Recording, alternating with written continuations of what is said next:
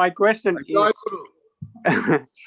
if we as humans are the only species on this planet who can realize, then is it even possible, due to nature of equipoise, that the whole human race can die in extinction?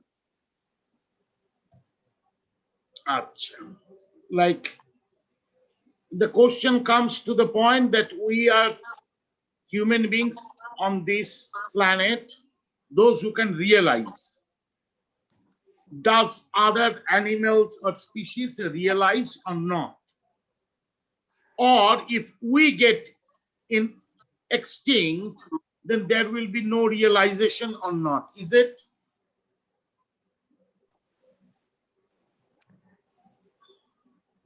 That's my understanding, that we are the only ones who can realize. If we think of realization, then call it a prize or call it a punishment. You can see it from both the ends. You know? So why we need realization? That is the first thing that comes to mind in this discussion. First of all, if we have a faculty called realization and it has evolved from the nature, then with all probabilities,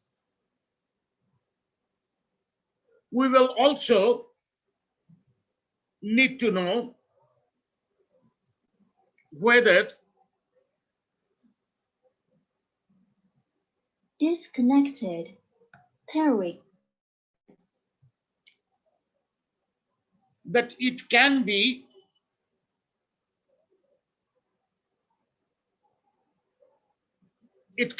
or it must be evolved by nature is a presentation or a natural growth in us. Generally, all natural growths are health. Sometimes our tumors also grow, and then we don't see it as natural. Some Buddhists preach that Lord Buddha was born with a lump in the head, which is like a tumor. So those who have a tumor in the head, they may attain Buddhahood in one lifetime. Please forgive me, and people correct me wherever I am wrong.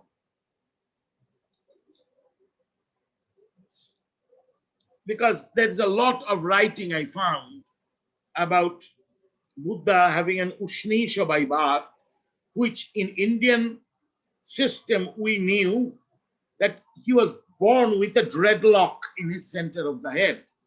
But recently there are paintings, and even in some cinemas have been shown that Buddha has like a tumor in the top of the head, and those who have that head tumor, my question came whether they will enlighten in one lifetime. Is that a mark of a Buddha or not?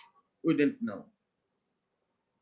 Whatever, I'm just going a little offbeat to go into matters of faith. Now,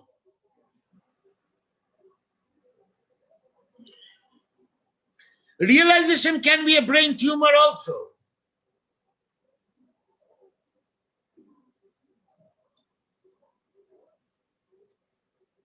Because we realize so many opposite things at the same time.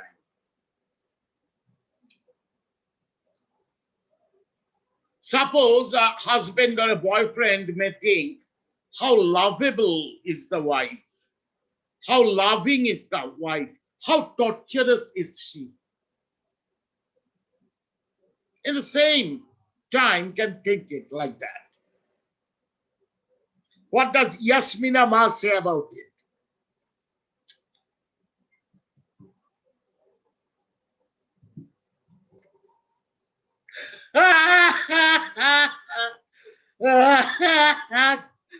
Diego is laughing.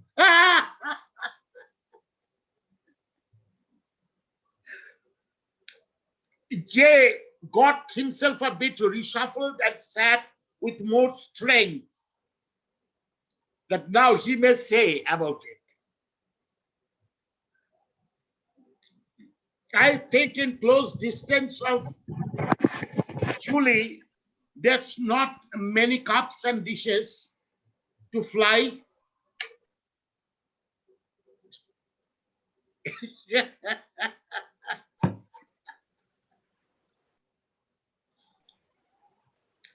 Once my guru said,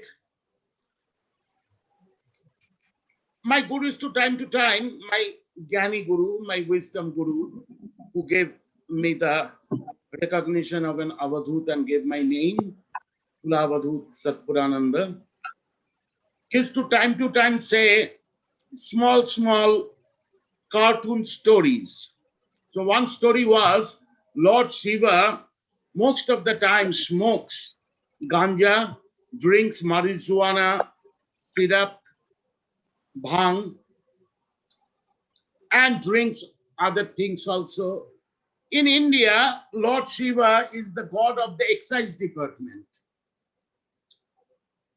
Excise department means those who control all narcotics. So Shiva is the god of all narcotics. And one day Bhagavati, the mother goddess, got very angry with him, broke his chilam and said, you don't do anything. You are not a good person. You are a hopeless being. You have married me. My mother and my sisters always tell me what a hopeless man you have married. You are a princess. He's a beggar. You are a lady who should be adored with gold, and he himself is adorned with ashes and snakes and skull garlands. That's not good. So you try to make him a bit more gentle.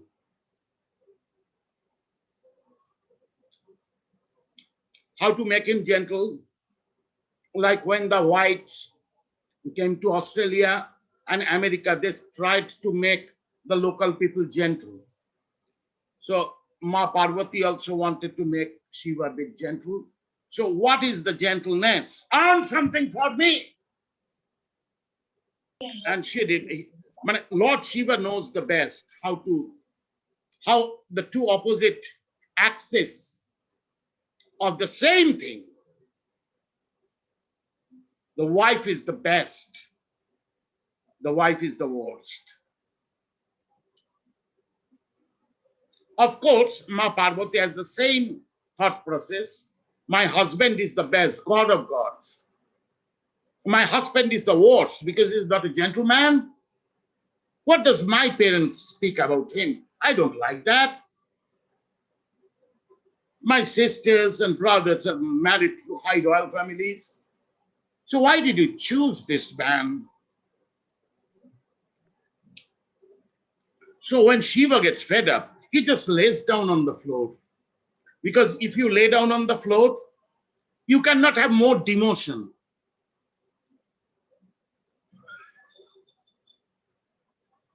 Like if you can fall from a bed, but from a floor you cannot fall anywhere else. You're on the floor. Diego, keep these things in mind very strongly. Tero already knows it very deeply.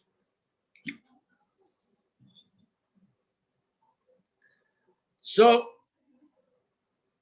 Shiva is always worshipped under the feet of Shodashi, under the feet of Kali, under the feet of Tara.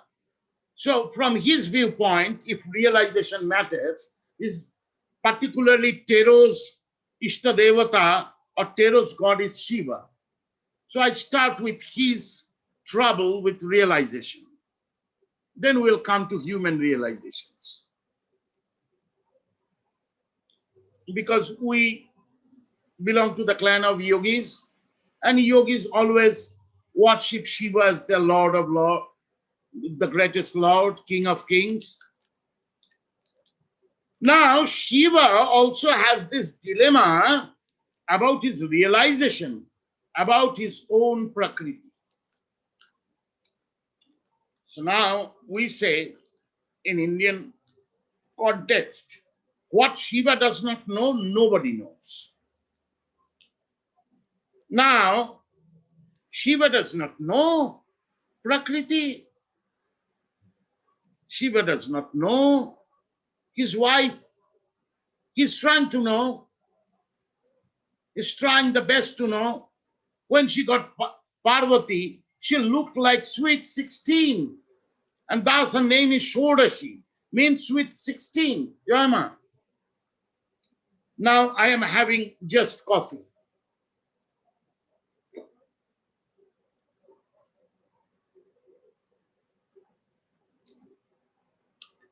And that time when Shiva was under the feet of Shodashi, you can see a picture. I have a picture here. That under, on the heart lotus or navel lotus of Shiva, Shodashi is sitting with, putting down a toe and tinkling his chest. Like, I don't know. It can be shown from there or not. Shodashi, I cannot show you just now. But it's like that. I think people have seen pictures of Shodashi or Srividya. And Kali, everybody has seen. So when she was sweet 16 and beautiful, till Shiva was under the feet, was on the floor. When she got angry, became Kali, till Shiva was on the floor under the feet.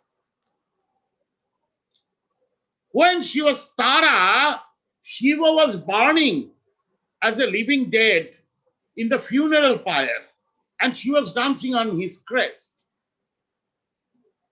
So from all these three ends, we find two equal and opposite assertions.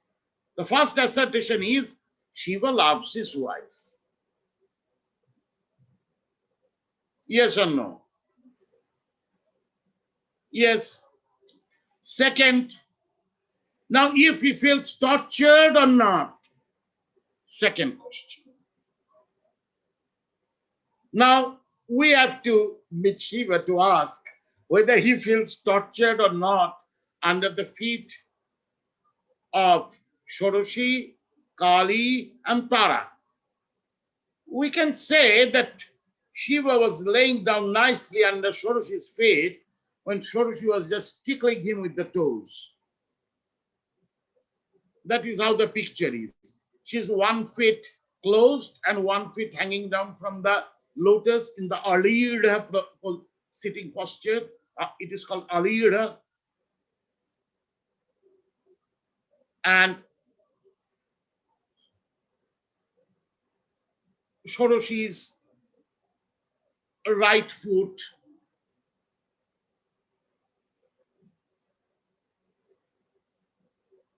the major toe or the major toe number 1 was tickling Shiva's crest. That's the most beautiful picture. When she's Kali, she has already stood up on him and the total weight is there. So it's not that beautiful. Devu, don't turn your back to Arundhati. She's smiling. She's taking up. Every step by step she will practice. It's a sadhana.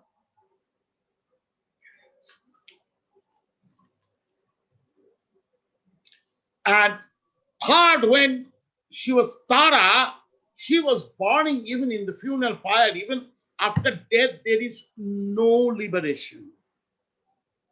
So is there at all a liberation or not, is the question. Is Shiva liberated or not?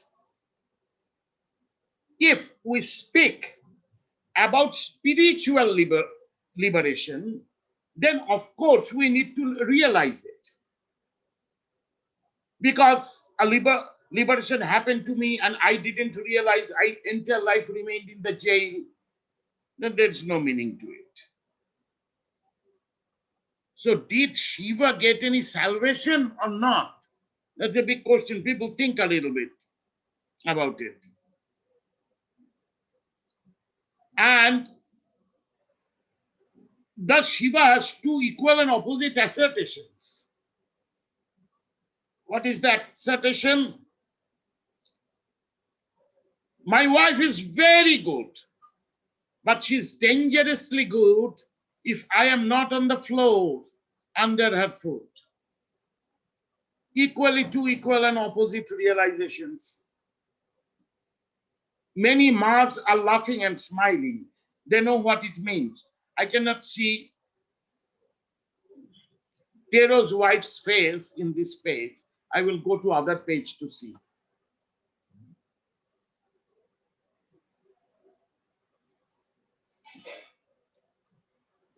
Now, where is Jessica gone?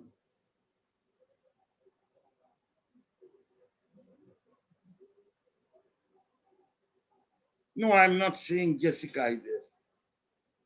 Whatever. Hey, here is Jessica. Are you enjoying this?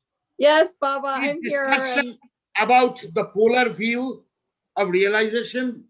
Yes, I am. Lord Shiva himself has a polar view about his realization. We can cut it short and bring to the point, is realization a prize or a punishment? Think, people think. I've not come here to feed you with my thoughts. I've come here to provoke your thoughts. Is it not? So is there any realization reliable? Everything is equal and opposite. Even Lord Shiva could not make a difference between these two. My wife is good, dangerously good. Good is common. I think it's both, but this is just my humble opinion. It's both. Yes. So now the realization becomes confusion. Is realization a prize or realization is a punishment?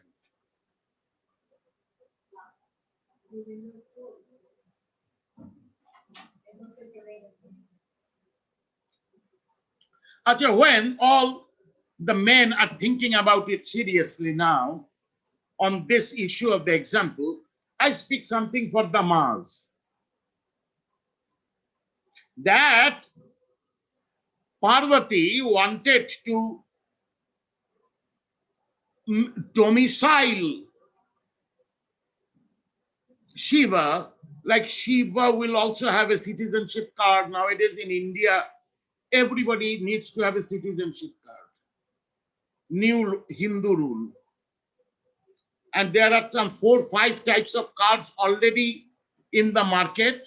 Now citizenship card is coming, whether I have to prove whether I am a citizen of India or I am from elsewhere claiming myself citizenship of India. Particularly if I am a Muslim, I have to give penalty. I can go behind bars also. This is a new Hindu rule. Shiva cannot make these cards, you know. He does not go to any office. So he can anytime be behind bars.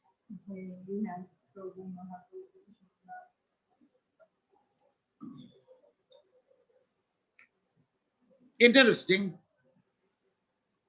Very interesting. Now, Mars should answer that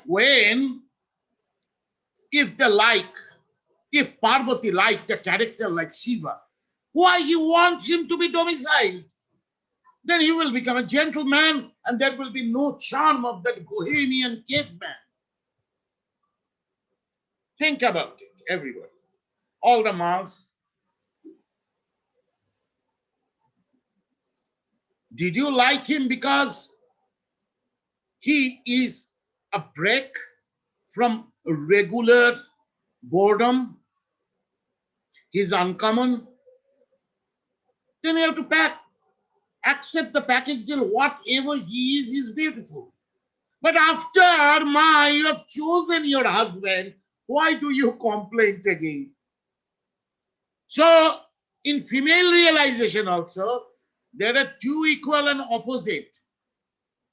My husband is good and not always that good.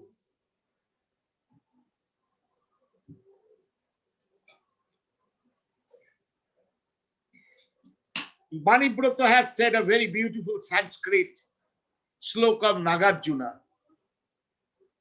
Pratitya samutpat, laws of dependable origination. Two opposites can be exactly the same thing in the view of the void.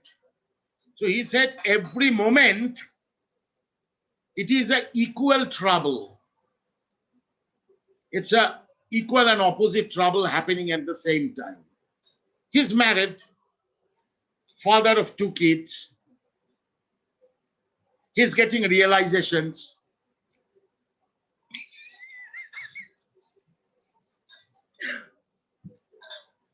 Debu is still a Shoroshi Upasak. When he comes to Calcutta, he worships Kali, but 3-4 days, then he goes back. And that is the time Debu's Kali complains me what Debu is not understanding, or the family is not understanding. Because what Debu is understanding and family is understanding is not the same understanding. Isn't it? Now see, Debu smile. Debu should make a cartoon of this. So, even the mother goddess has two equal and opposite realizations. So I will cut short this story to make it more juicy, that ultimately Parvati doesn't know actually what to say to Shiva. His everything was good so long, and now her family has said all these things. So she goes to her mother and asks, Ma, what is the matter? How do you want me to tame Shiva properly, make him a gentleman? Well, first of all, a man earns for his wife. Ask him to earn for you. Shiva has no problem. Shiva went out with his begging bowl, and all the gods started, come on, Lord Shiva, you cannot beg. You are by name a beggar. We will reach what you need. And many things came to Kailasa, and Ma Parvati got angry. Why did you people bring all these things and spoil him? Whole day he's in marijuana. He does not go to the market. He does not work out anything. He only takes marijuana, either liquid or airy, and goes to different planes. And I have to work out with everything in this family. A huge host of goblins and imps. They sit in a feast every day, twice daily. I have to cook for them, and this man doesn't do anything. So he has to be gentle, he has to earn for his wife. I have to say in front of my parents, come on, my husband earns something and feeds me. Okay. So what Shiva will do? Shiva said, I will not leave the Himalayas. I won't go to the world to do anything. You give me any job. Okay. He will at least make a kitchen garden. Okay, Shiva does not know to plow. Shiva does not know to make the land. Shiva goes to Vishwakarma, the god of mechanics. How to plow the land? So Vishwakarma made him a plow, that if Shiva plows the land, there will be endless harvest. Then she went to Lakshmi and said, you are very much connected with this harvest and things. You are my daughter, tell me something at least. So Lakshmi said, okay, give a bag of endless paddy, that these grains, as many times you throw in the field, it will grow more. And Shiva will carry it. Old dad, good dad. gave it in the hand of one of his attendants, Nandi Bringis, and they carried. Now a time has come, Shiva has plowed the field, and all the gods and goddesses are standing from heaven to see what happens. So seeds were sown, Indra brought rain, Brahma brought sun, God gave sunlight. But all the gods are helping Shiva, but Shiva is becoming gentle than where we are, what we will do. Ultimately, harvest has come up and everybody is laughing.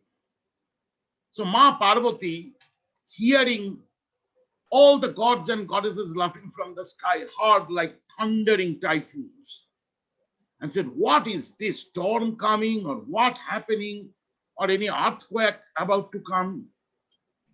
Then saw that all gods and goddesses have come down and they're laughing. Why they are laughing? So Parvati asked them why they are laughing. So they said, see, Baba has done such a brilliant harvest. Well, what is the harvest? Okay, Parvati said, yes, it's quite green, beautiful. Some vegetables are coming up. At least he can make some veggies. And then Vishnu laughed and said, Ma, all these are ganja. He has harvested only ganja. Ma again, what? I broke his chilam, that he's always with marijuana, and now he has harvested marijuana. Do I eat marijuana? From Shoroshi, about to in a moment, Kali Shiva was afraid and said, I don't know, Lakshmi gave me these seeds. So Lakshmi came, Lakshmi called, hey, where is Bringi? Come up. Bringi came. Why, brother, what did you do with the endless paddy I have given? So Bringi looked at Ma, afraid, looked at Baba, afraid, looked at and said, elder sister, what will I tell you? When we get this paddy in our bag, in the midway, Baba wanted some marijuana. He has traveled so much, got troubled. So we made some ganja and we threw the seeds, not on the land, it's holy ganja from Kailash. We kept it all in our seed pots. And now you know ganja, where ganja grows, other plants cannot grow. And now we have thrown these seeds, even the endless paddy, rice of Lakshmi, your grace has not come out because everything has come up, marijuana. You think about it. I know Lalita Ma will enjoy it. Adesh, Alak Niranjan. Adesh Chini Baba, Alak Niranjan. Adesh. So this is the condition. In this situation, Tero Adesh, it's like even Lakshmi's rice could not Adesh. grow because of Shiva's ganja seeds. Brahma, Vishnu, Indra, the king of gods, all came down and came to Ma Parvati and said, see, if you make a realizer, a common man, this will happen. He does not know the difference between the paddy and marijuana. He had seeds, he plowed, and with his disciples threw the seeds, and this has come up. You have to bear with it. So after all they said, all this God said, he is the Lord of Lords, he is the all of our gods, he is the Father, you are the Mother. Can you make our holy dad do this type of things? He's the daddy cool scene. Hey, remember there was a song of Bonnie M. Daddy Cool? Daddy cool, that song. So he's our daddy cool, and ultimately You are trying to make him gentle, then he will not be cold. So Parvati accepted it. Okay. She felt quite like honored by so many gods and goddesses saying this. So she has now a way to say her parents that, you know, all gods and goddesses said it's not right for Shiva to earn anything. And it's great pride that I am his wife. Whatever. Now it comes to the point, both are in confusion about both. So in the yoga, the realization is either from the view of Shiva or from the view of Shakti.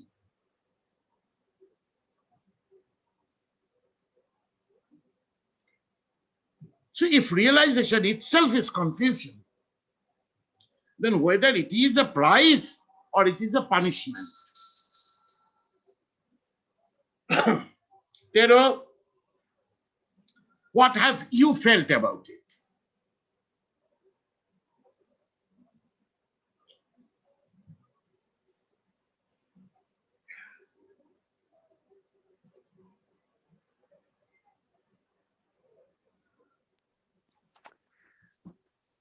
Well,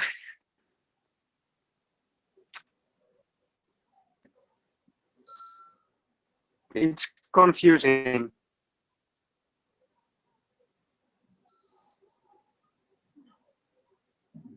Say it again.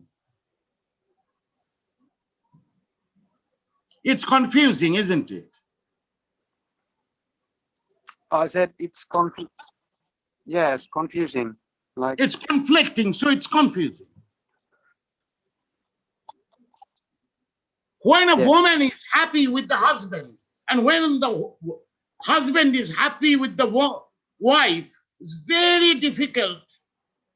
So if this realization is confusing, even to Shiva and Shakti, what about us? Those who are unmarried don't think you are enjoying a better situation. Now Akhilesh laughs. All this time you were thinking I am suffering. You are also suffering. Baba will prove it now. Like Rashi now needs to get married. And we all know that Rashi is sad that being a father, I am not deciding a husband for Rashi. Isn't it, Rashi? So this is also another realization. When you are unmarried, you think you are sad. It's not good because you are unmarried. When you are married, you are confused whether it's good or it's bad. That is why Diego has taken a most comfortable situation. Whenever my Shakti will not up to my liking or appreciation, maybe I don't understand her, then I will take a gap and have my own time. By that time, she will also feel neglected or attracted, and she will run back to me.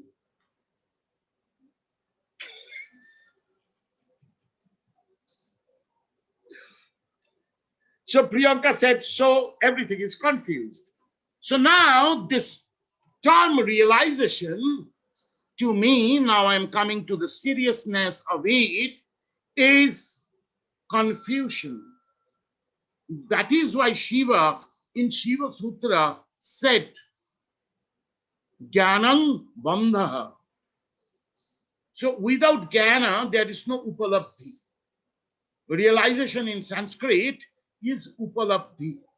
Knowledge is bondage. If there is no knowledge, what is a realization? Can anybody try to attend this question? Maitreya, a neo-psychotherapist from Naropa University, should answer us this question, very important for her to explain to us as a bodhisattva as well as a psychotherapist.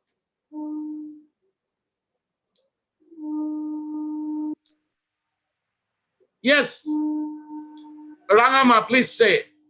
Today is very enjoying discussion going on. Jero has put a terrible question.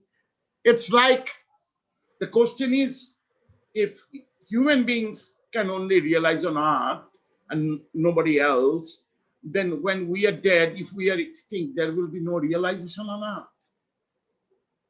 But I will be so happy if there is no realization on earth. But this is my own personal opinion.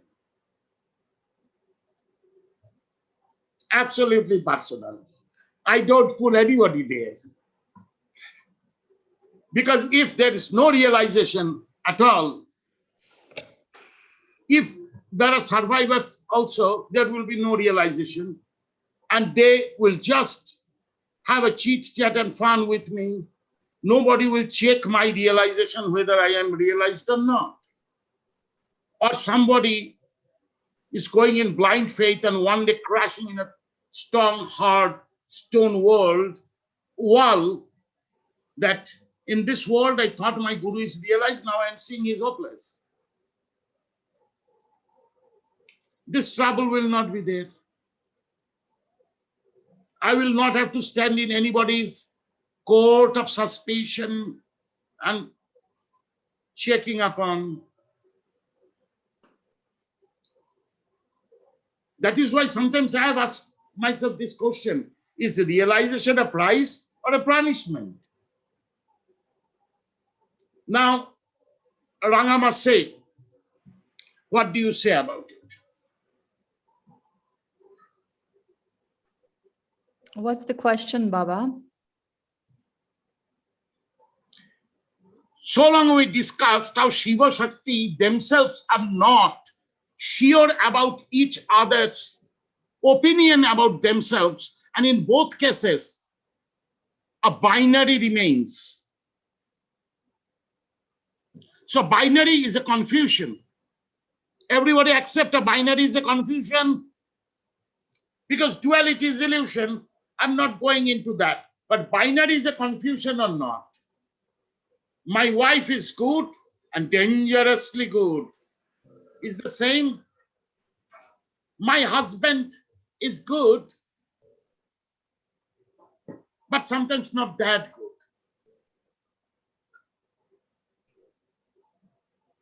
So this two confusions of Shiva Shakti. And for that I told a story of domiciling Shiva. What did Parvati experience? This is a story from Shiva Puran. So you say from the view of a Buddhist psychologist that is realization. I'm reminded, Baba. A prize or punishment? Who am I to reply to this question, Baba? Because I've chosen you to reply, you have to reply it. I will just... Who are you? Don't think about it. If you go to think, who are you? Many more confusions about the realization will come. Right. Then one day we'll become a Vedantist and say, better, I don't know myself and believe in a different self which does not have the trouble like me. So that self has no confusion. This self has confusion, so I am not realized. But from the view of a psychologist, is the realization a prize or a punishment?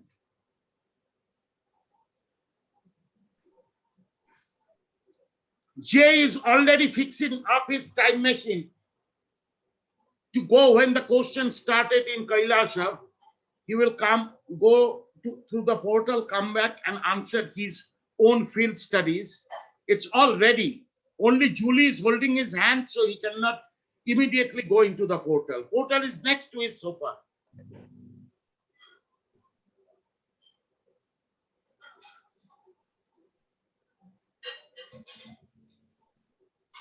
Lalita Ma, don't be serious.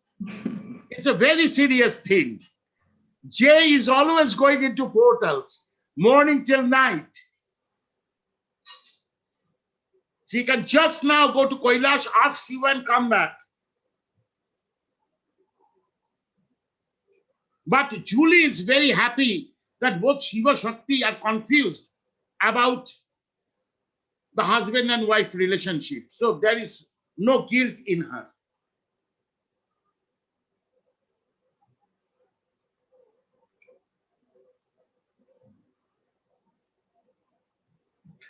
And there's no trouble with J time to time going a bit sky-like into a sky-like consciousness by a holy smoke. All this is okay then. At least I am freed from my guilt that I fight with J. Of course you fight with J. Shiva and Parvati are fighting each other all the time. Come on. So Jenima, because you don't like fighting, so I wanted you to be alone. I am there with you. Because if you fight with me, you will not get back any answers. What do you want? You can bang the door 5 times. No problem. Even I hear it, I have not heard it.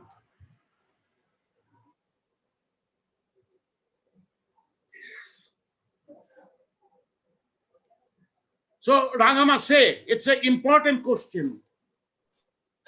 It's basic of Buddhist psychology, this question.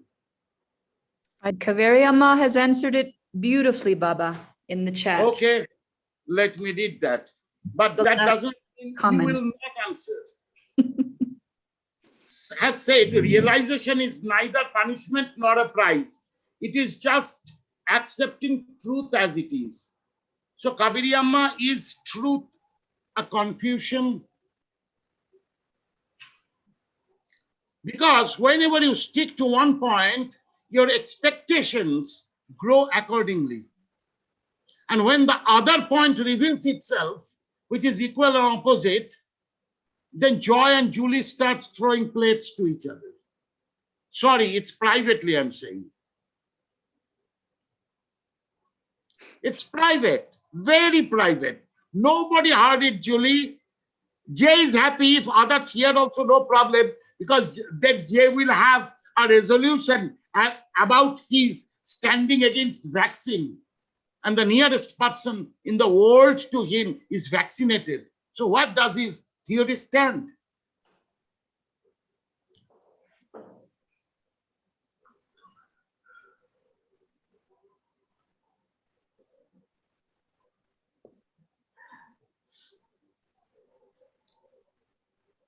Now Joy is turning El Greco's painting. The face is becoming longer and longer and more longer. Okay, Ranga must say, it's very important. It's all about perception. Mind. Without mind, is there a realization? Anybody? Without mind, can there be any realization? If anybody has to say no, please say. Baba, Okay. no. Without mind, there is no realization. Because if I give you a morning morphine injection, whole day you will not think anything. Because you're sleeping. Deep sleep, how can you think? If the mind is closed down, there is no realization. This we have talked about the other day. Rangama, Baba. I knew you were the smart lady of our whole troop. You can do anything. And you are fumbling to answer this question.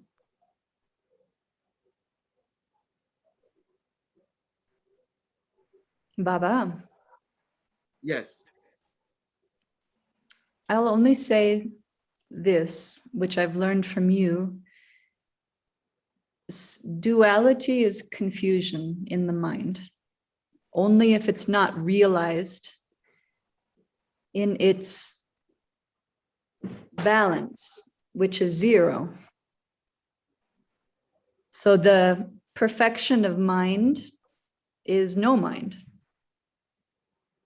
where plus and minus equals 0. So perfection of mind Disconnected. Pairing. Pair. not hearing from me what you have studied. See, ask any of your patient or client, whatever you call, they're going to accept that they have not realized anything in their life. They will never accept it. Because according to everybody's limitations, everybody has their own view to their realization about anything in this world. And whatever realization they have is partial, that they don't understand. They think that is the truth. So they criticize what they have not realized in the opposition. But when it happens in their life that the opposition comes up, then they know that what they have realized was not a realization. It was a part-time or partial realization.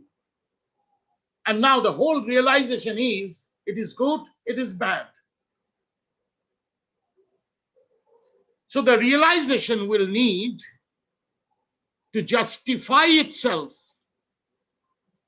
to prove itself worthy or not.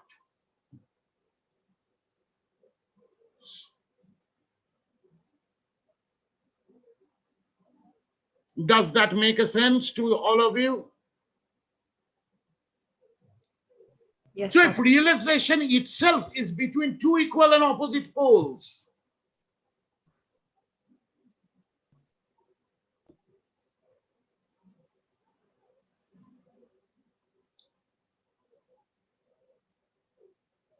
then who will rely upon a realization?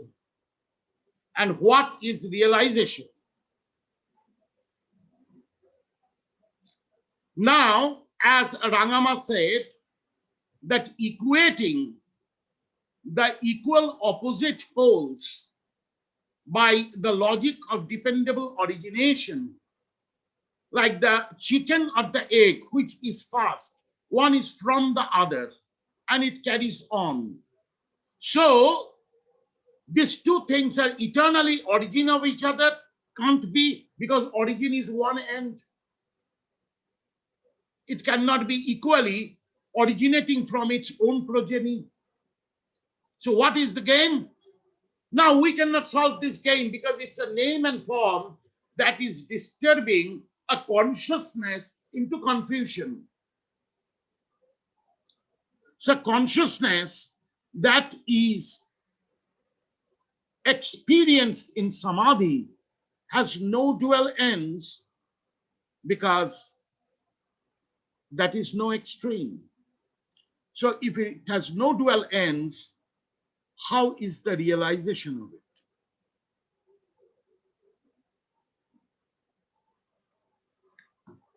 And if you say the realization is zero, then those animals and lives, insentient beings, if you think, they don't have a realization,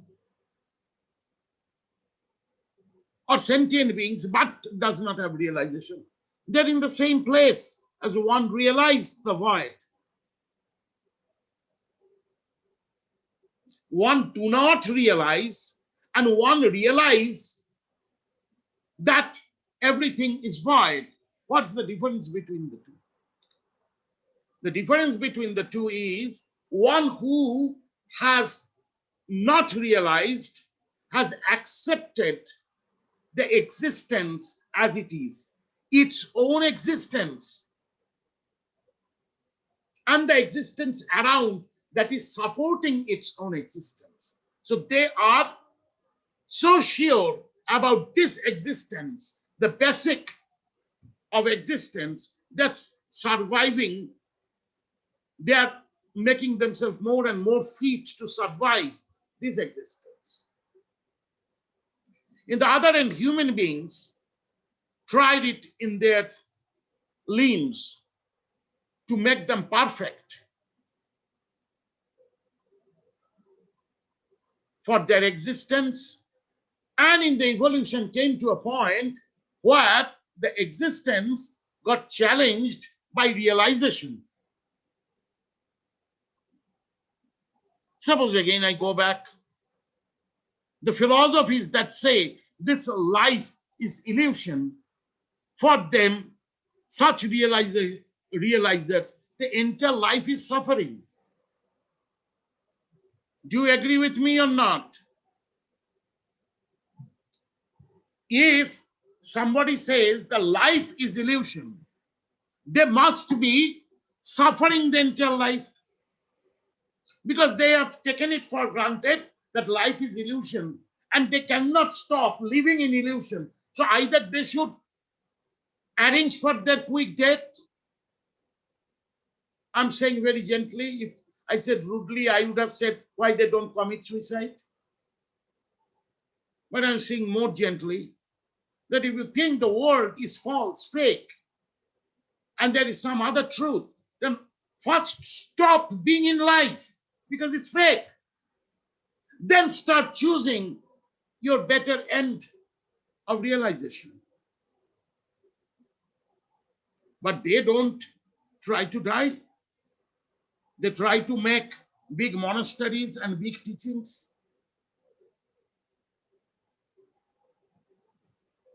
Am I wrong what I'm saying? How many people you have heard that everything in this life is all of sin?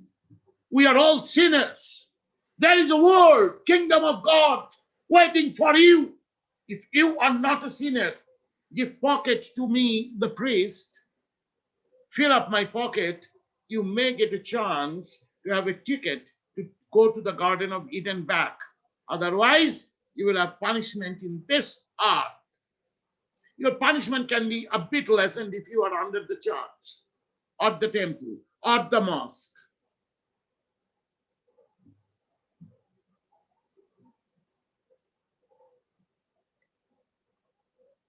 So people who have faith in that this life is all suffering and we are all sinners, till they don't want to live this life, why? What is the realization?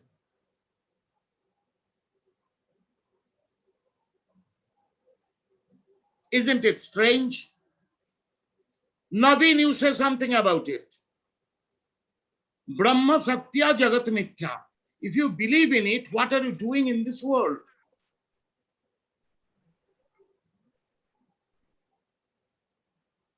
What is your significance of life except illusion and falsehood? You have already taken it for granted on the premise that life is illusion.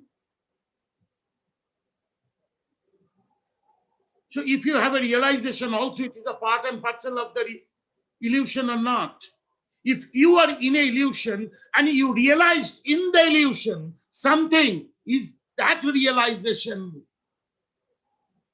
not illusion?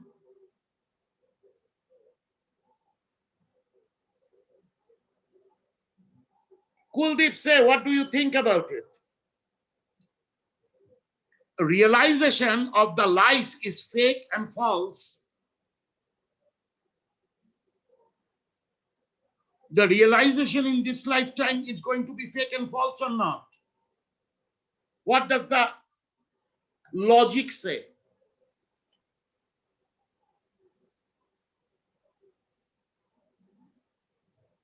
Like if you get down into a pond and everything there is water and the sand or the earth down,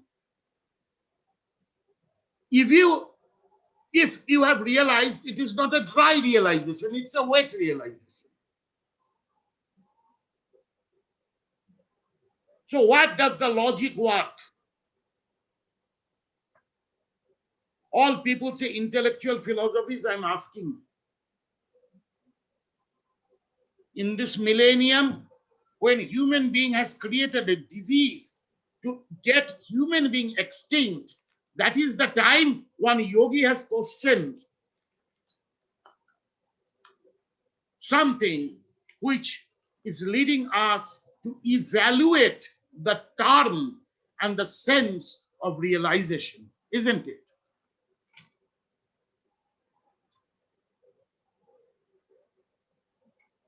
Tero, I am right in the path?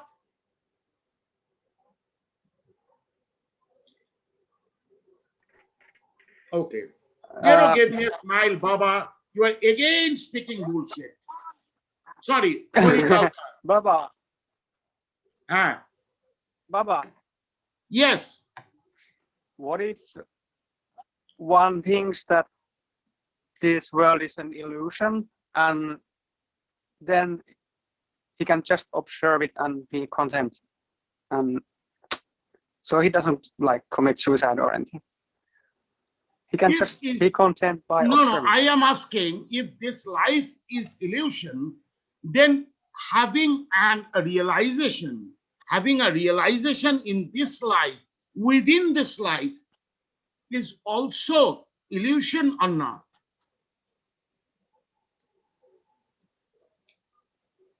Very a question from its deep premise of the philosophy. If this world is illusion, then the realization, any realization within life, by a sentient being, is illusion or something not illusion, being part and parcel of the illusion.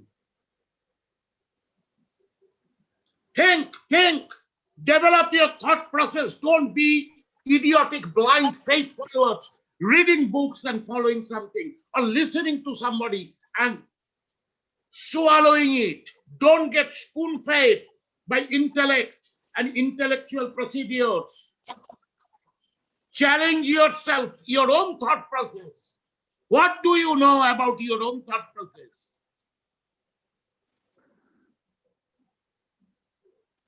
I started with the smart Puranas. They're saying this is the dilemma between Shiva and Shakti. If Shiva Shakti has a dilemma, then there is no question of a realization free from dilemma.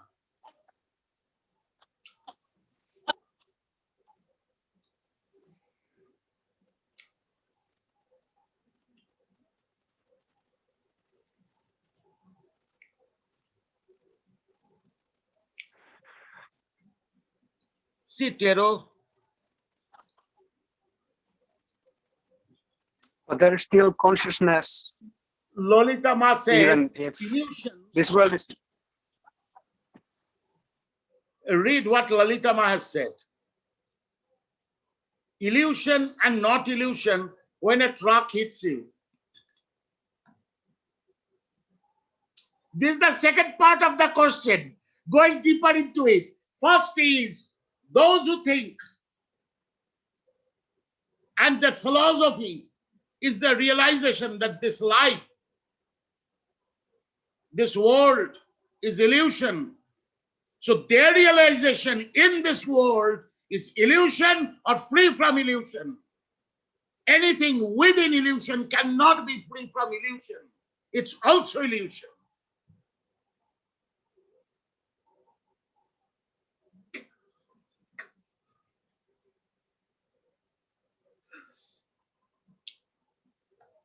David Rosen has written,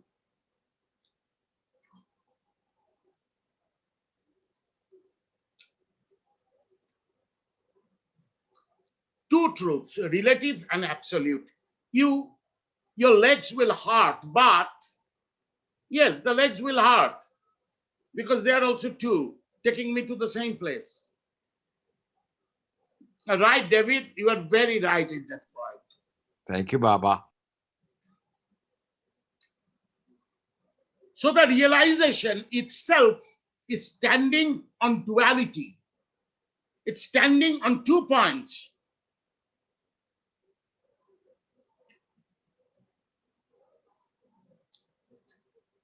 One is the changefulness, and another is that never changes. That never changes is realized only in samadhi, and everything else is realized in changefulness.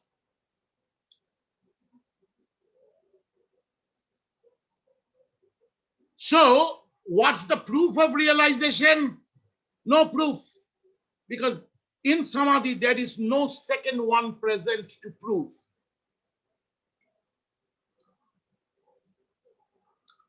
So first and foremost, it's difficult for a realizer to prove realization.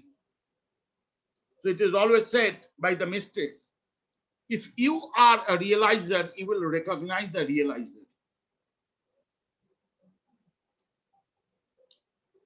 Ramananda Das, I will say that Brahman is not static. Brahman is dynamic. Why? Why Brahman is dynamic?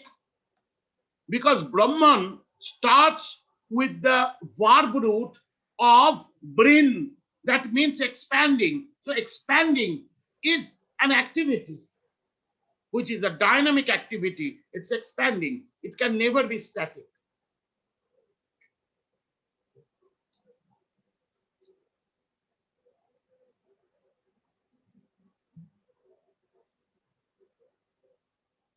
And Shiva is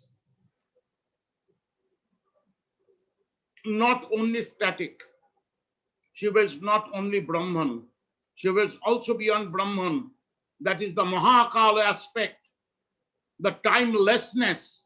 In timelessness, there is no action, because the moment there is an action, there is a time. When there is no time, there is no action.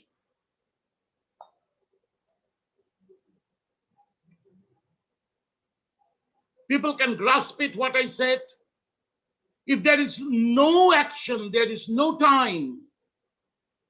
Because action only displaces a name and form into another name and form, or measures a speed, and that speed is time.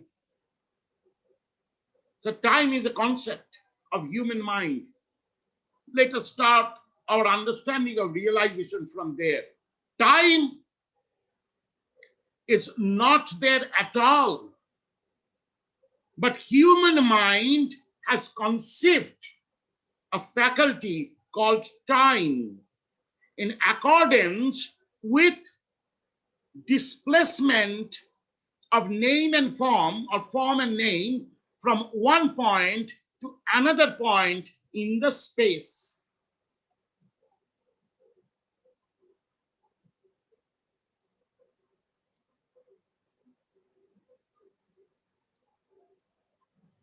It is not like chicken and egg.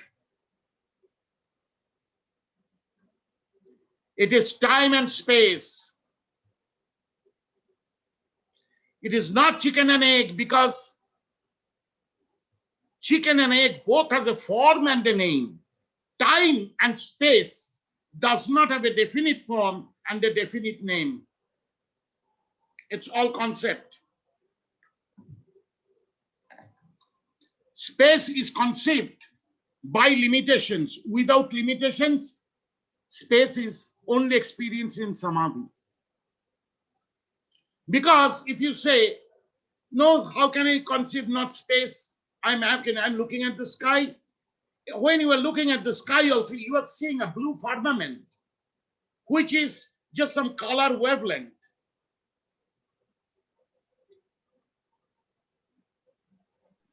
Baba, what about Yes, Arindam, Mahakal is entering Nirvikalpa, but it's Mahakal.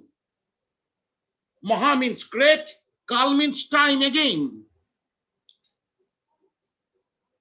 There cannot be an identity without a time. There cannot be a time without an identity.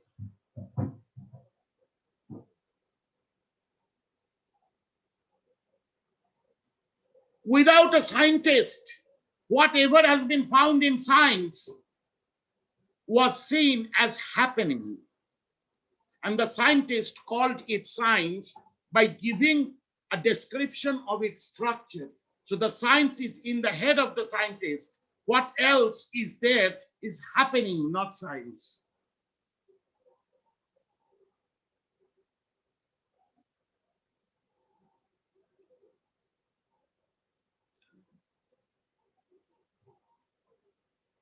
Yes. Chini Baba has written very rightly, time is always measured in terms of space, and space is always measured in terms of time. So this space is filled up with name and form, and time regulating the growing of time and form and ending up of time, going of name and form and ending up of name and form. Thus time is conceived. Without manyness, a time is not conceived. That is why in deep sleep state, you don't remember a time. There's no question of a time there.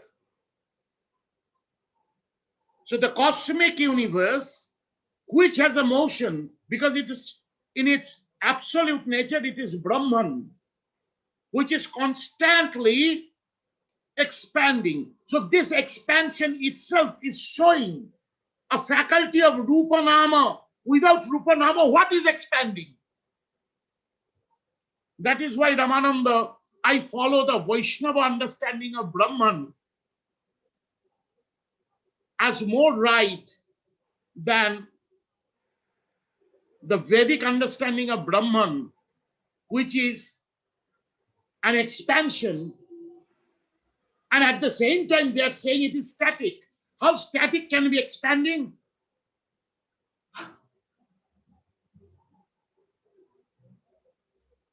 So in Vishishtadvaitavad also, Brahman is special.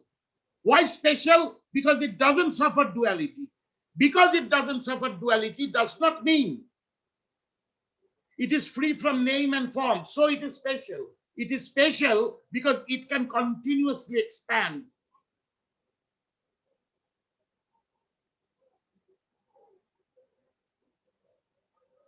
Any motion is not continuous. It's always stopped somewhere. Why? Why it stops somewhere? Because there is presence of a secondary thing. But in the concept of Brahman, there is no secondary thing. So it doesn't disturb anything. But even it doesn't disturb, this expansion itself being a kriya, dhatu pod, being a verb root, is explaining an action which is expanding. So expansion is taking two things in it, time and form. Without form, what is expanding? So in this view of Agama, Brahman is not without form. Jyotirmuttaye. It's like an eternal light that effulges and effulges and effulges. And it's not static, it's dynamic. It's Swayam Sakriya. So this expansion is through Maya. So the moment you say the quality of the Brahman, as Brahman is defined, is standing on Maya, then you cannot call Maya illusion anymore. This is where the Brahman, together with Maya, is creating the Leela of life. Because Maya is not different from Brahman. Yes, Arindam, you are right. Sarvang Khalidang Brahman. Yagnavalkya said it. After getting quite a bit of brain massage by Gargi, Yagnavalkya came to this conclusion that everything is Brahman. Because this was question of Gargi in the courtroom of Janaka to Yagnavalkya, that where is Brahma Loka? If Brahman is expanding, where it is expanding? Physics asks about a constant when there is a motion. How do you recognize the motion? What is the constant? The constant is the background consciousness. Thus, background consciousness becomes more important, a higher state of realization beyond Brahman, where the term Krishna, the term Kali has appeared, antithesis to the term Brahman. Because Kali means one who conjures or eats up time. So what is that eats up time? Deep sleep. What is that pulls everything into its center in perfect vimarsha? That is termed as Krishna. Krish, that pulls back. So it is not effulging, it is sucking back. See the difference. This is why Mahaprabhu said Krishna is the core of all avatars, and the Vishnus are avatar of Krishna, because Vishnus are standing on the principle of Brahman. Krishna is not standing on the principle of Brahman. All the principles that stand on the principle of Brahman, it's standing on the principle of Krishna. Because when you pull the circumference into the center, there is no circumference. Now, what is the center? Center is also a relative term. So when Govinda, Go means universe, Vinda means the center. When Govinda, you are saying the term Govinda, you are seeing the universe and the source of the universe, Brahman. But when it's sucked up, it's Krishna. So when the Govinda will turn into Krishna, in principle, in realization, in experience, in different stages of samadhi, where is Brahman? So what is sucked up? Brahman is sucked up. So the Maya, what is seen by the Vedas as illusion, is not seen by the Agamas as illusion. If a Vedic explain Bhagavad Gita, will explain it in very wrong terms. Daivi hesha gunamai mama maya durattaya. That my Maya and the illusion created by my expansion in my sense of Brahman is inseparable from the Brahman, so nobody can cross it. I can only save you from there. How he saves it from there? By sucking the Brahman as Krishna. Then there is no universe. There's not even you in Nirvikalpa Samadhi. There's no realization either. This is where Jnanam Bandha. Any aspect of mind is standing on binary. So whatever knowledge or supreme knowledge as a realization, proved knowledge as a realization, is also in the moving flow of changefulness. So every realization is subject to change in space and time. But Nirvikalpa Samadhi will remain as it is. So if the other lives do not have this realization, what is the problem? They don't have a disease, they don't have a medicine. We have a disease, we have a medicine. So is it better to boast that we have a disease, that's why we have medicines? Or we don't have a disease, we don't need medicines? Which is better?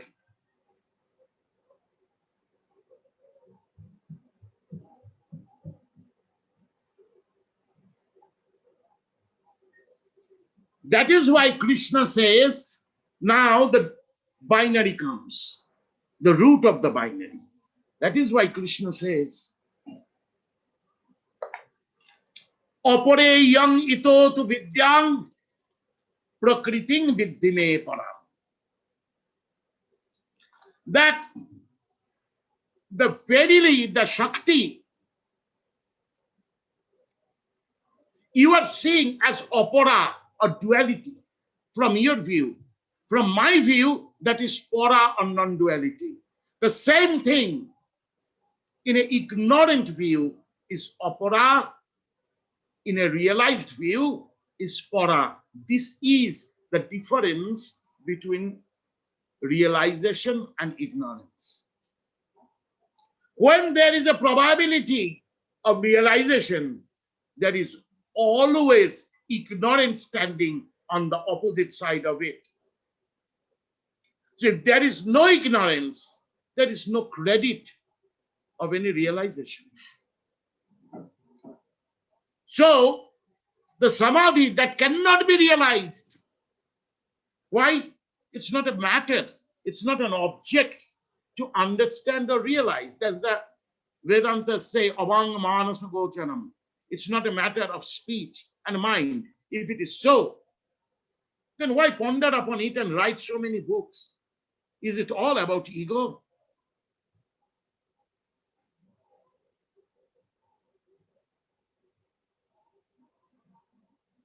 Whereas the bhaktas will see, the devotees will see life as game of their Lord, game of their lady, and Lord and lady. So they're all in carnival. They don't care what people think it is suffering or ignorance.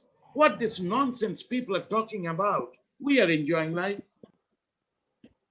If somebody can enjoy life to the end of it like this, then that person, in the view of a yoga darshana, or view of the theory of yoga, is an enlightened being who has realized the life and is a realizer of his or her own salvation in this life as it is. Because this realization does not conflict with life.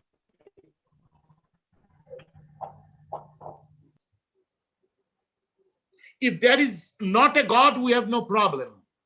But how can I think there is no me?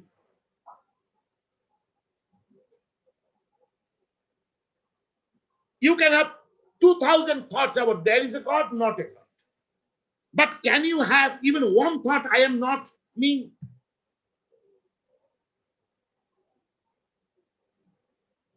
There's no such thought. Only in Nirvikalpa Samadhi, I am me. This is also dissolving. And you are seeing how it dissolves. After dissolution, you don't know. There's no realization. So when you come back with the realization that how you are eroding out your viewpoint, your standpoint, your identity, your realization is the matter of realization and nothing else. And when you come back from samadhi, how are you coming back?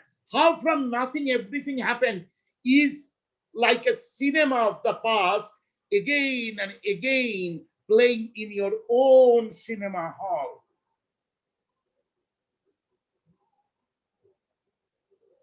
Your cinema hall is your head.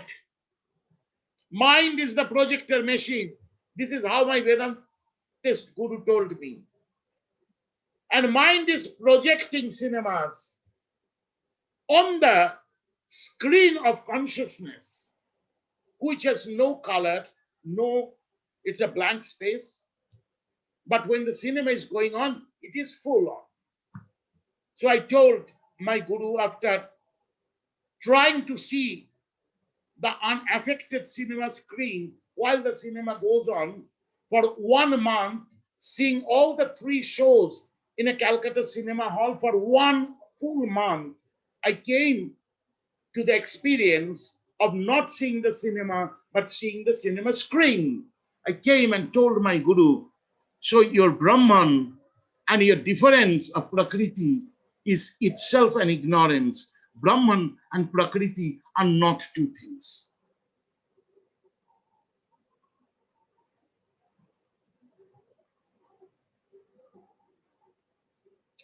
Because if mind is not there, I am not there. If I am not there, nobody realizes. And if I realized that the screen is free from all thoughts and the mind is a projector machine that is casting thought, then who made the cinema hall? Who made the projector machine? Who made me sit and see this? He said, it's all your mind. I said, no, it's you. You told me this example, and I spent money for 1 month doing the same cinema, 3 shows in the same cinema hall. And I've come to a point, now I can see the screen without getting disturbed by the cinema. I've done it. He didn't believe that I will do it because he has not done it. This is his intellectual statement. This is a very Vedantic statement. So he didn't talk with me that day anymore, asked me to go away. Only she said, hey, Busla, oh, this is how you have understood, realized? Okay, now go. He's annoyed. Because he asked me something intellectual and I did it mechanically, exactly what he said. But what I realized is simultaneously, I can see the screen and see the cinema separatedly and see the screen separatedly.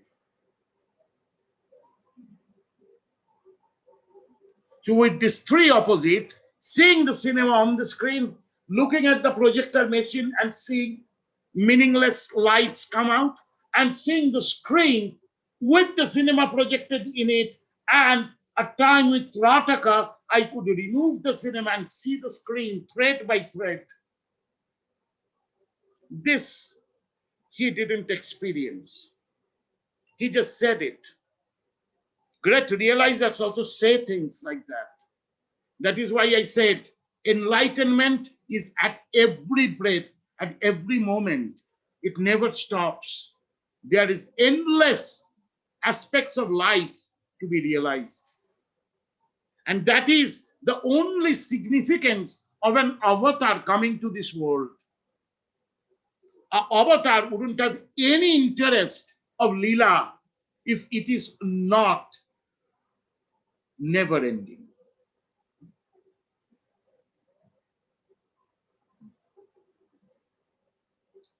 If truth is eternal, Leela is also eternal. So when there will be no Leela, there will be no life, then there will be a realization or not. Why are you thinking about it, Tero? Don't you any other good things to think about? How your wife looks in the new jacket? With the new metallic band, her strokes are better than before or arousing you more like young days or not? Why you have to know about realization? When we are not there, when you are not there, nothing is there. Forget it. And if you cannot accept it, start practicing samadhi. You are already practicing it.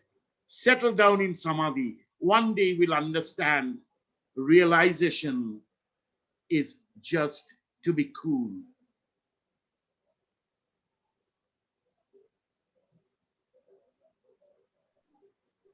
Jai Guru. Just be, yes. Say.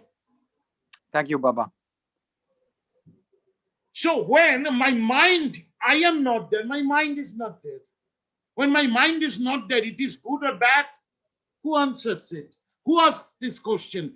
Again, the trouble I have already fixed in my mind to ask me when the trouble is not there. So the mind is creating all troubles.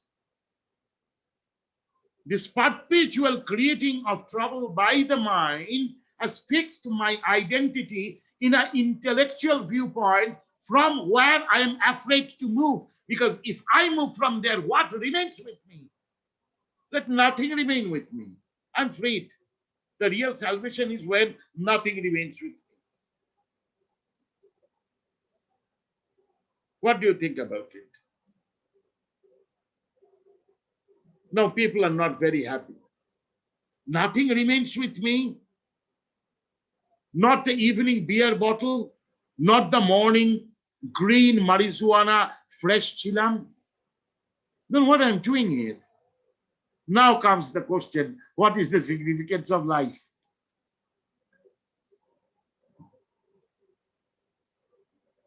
So Lord Krishna said, Apareyam ito tu vidyam prakritim viddhime param.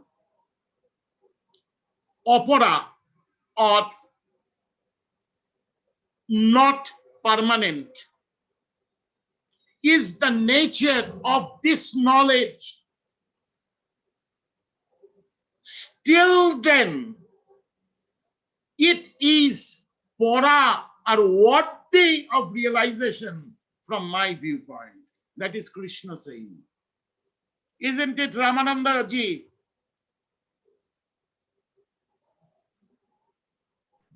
Yes, yes.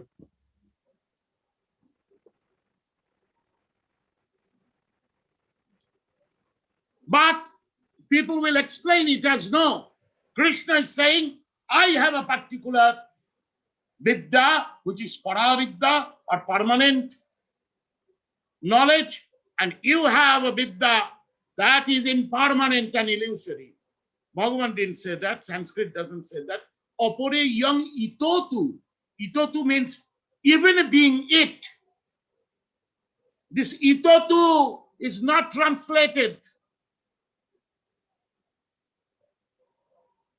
They have overlooked the term itotu. Ita. Thus, to even. Even thus, it is paravidya in my context. So a realizer is one who enjoys life with full freedom.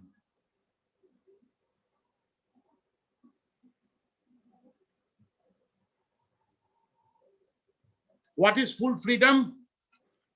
He does not have an expectation bigger than the limitations of his capability.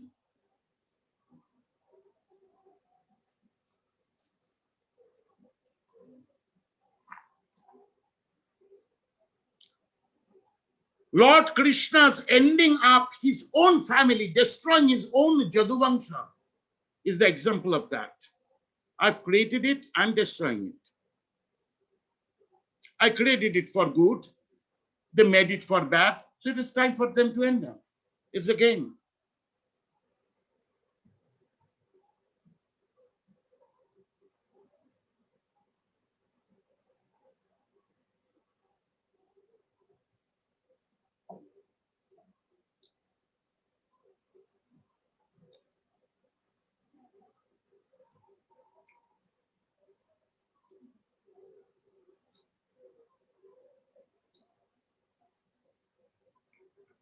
The entire thing of realization, it's standing on identity also.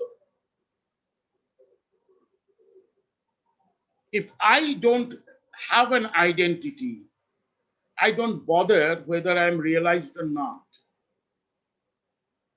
If I'm not suffering, I'm enjoying life as it is without any suffering, or I can absorb the sufferings and digest it. I don't have to play a hero. I'm already a hero.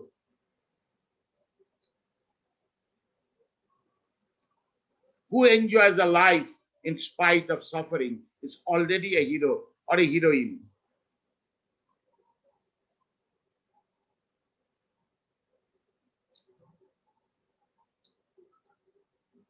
Every thought comes from mind. with mind no philosophy stands.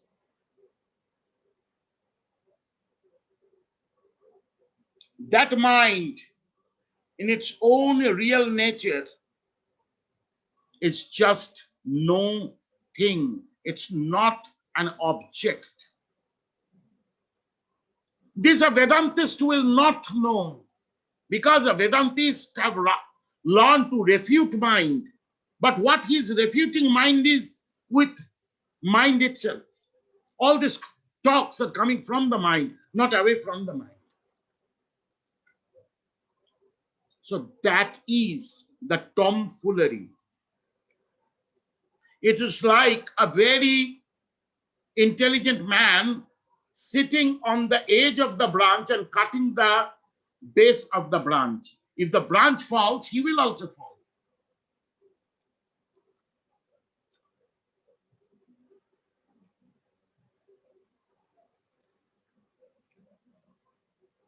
That is why any theory of Agama cannot adjust with any theory of Vedas.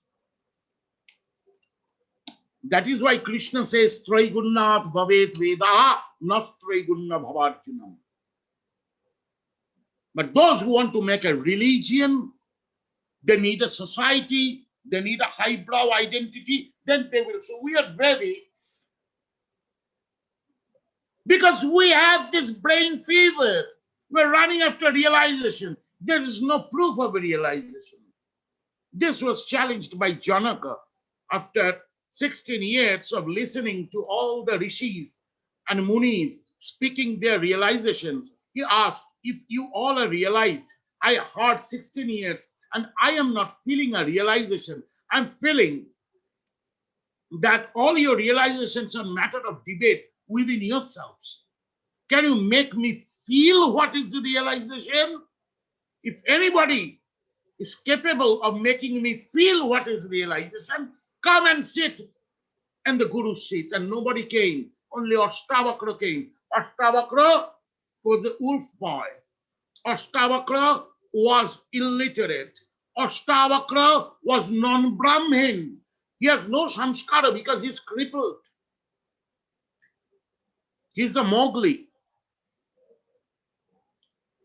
But he could make Janaka sense, experience samadhi by the steps of physical, pranic, mental, judgmental, identity, and beyond identity.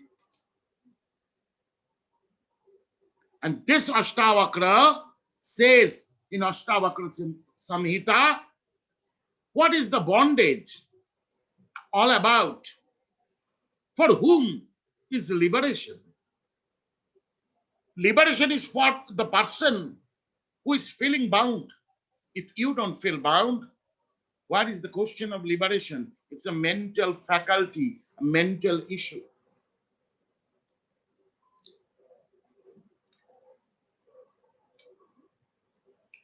So when you are free from your conditioning of expecting beyond your reach, beyond your size, then you are in bondage of your desire. But one who enjoys within one's own capability and does not suffer or digest suffering is a greater enlightened being than that intellectual realizer. What matters is life. And that is why in Agama, life is lila. Without yoga adjoining the two opposites, there is no lila. So yoga is not just taking somersaults and pushing the nostrils. It's a state of balance.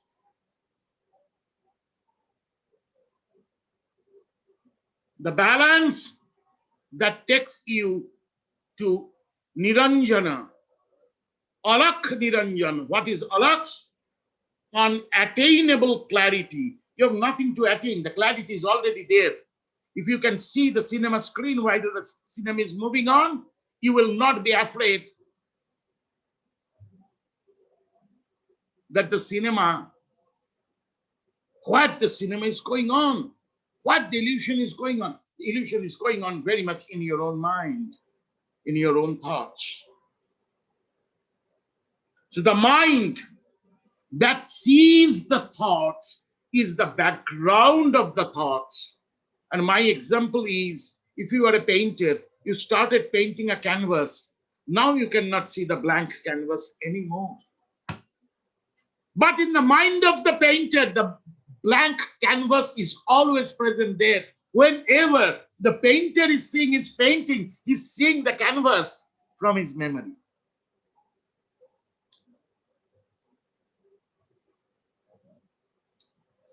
Now Jay may try to take the time portal and go beyond creation and see how it was beyond creation, and then come back to creation and say, oh, I saw it.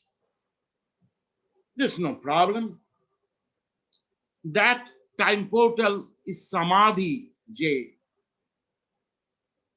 If you see your time, sense of time is eaten up, your mind will get eaten up, as Shiva's mind got eaten up by Kali, and thus the name Kali in Sanskrit, in its grammatical form, means one who eats up time.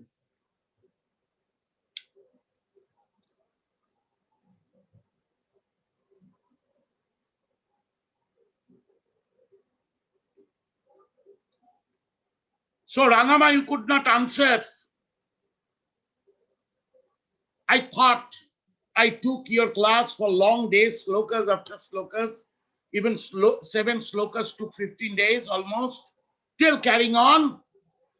That at the end sloka was, even about truth, there can be a misconception about the truth itself, about the experience of the truth, isn't it?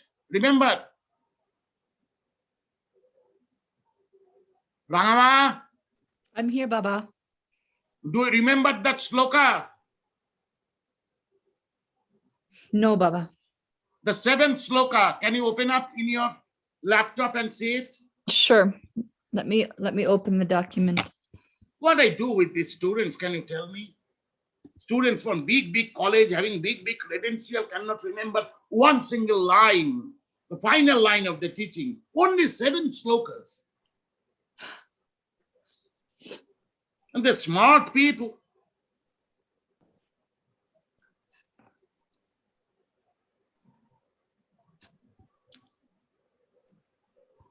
It will take me some time to find it, Baba. I've since got a new computer and everything. Okay, I will find it out now. Still there. What do you think? I will not find it out now. I will find it out now. Okay.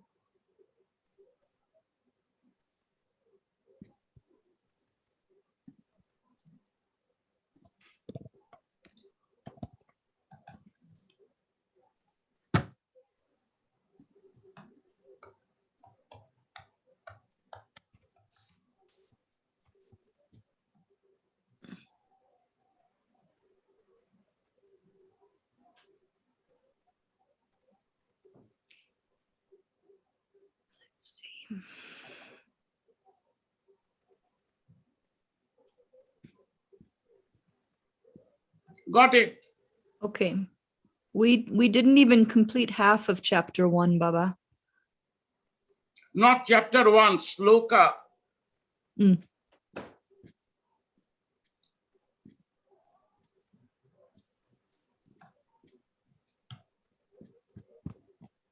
one consciousness accompanied by equanimity associated with doubt, one consciousness accompanied by equanimity associated with restlessness. These two types of consciousness involve sheer delusion, thus end in all the 12 types of unwholesome consciousness.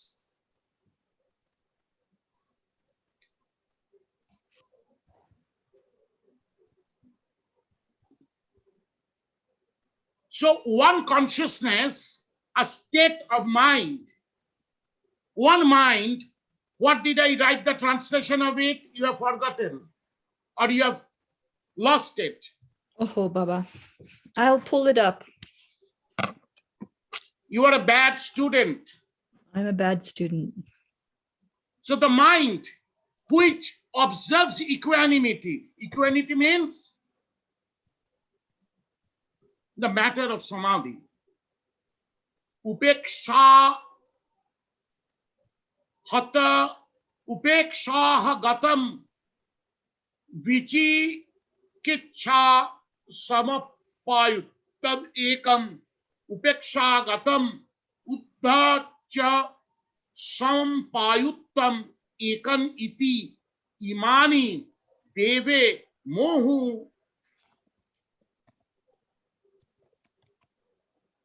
momu hachitani namaha. So in matters of samadhi, also there can be a doubt. In matters of samadhi also, there can be a wrong understanding.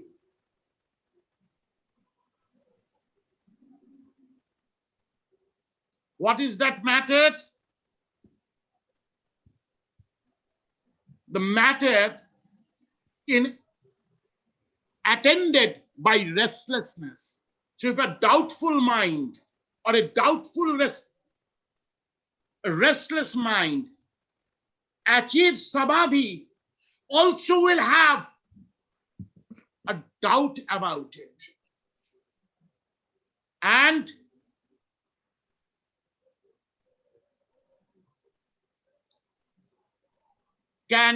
the doubt can create restlessness, and the restlessness can create doubt.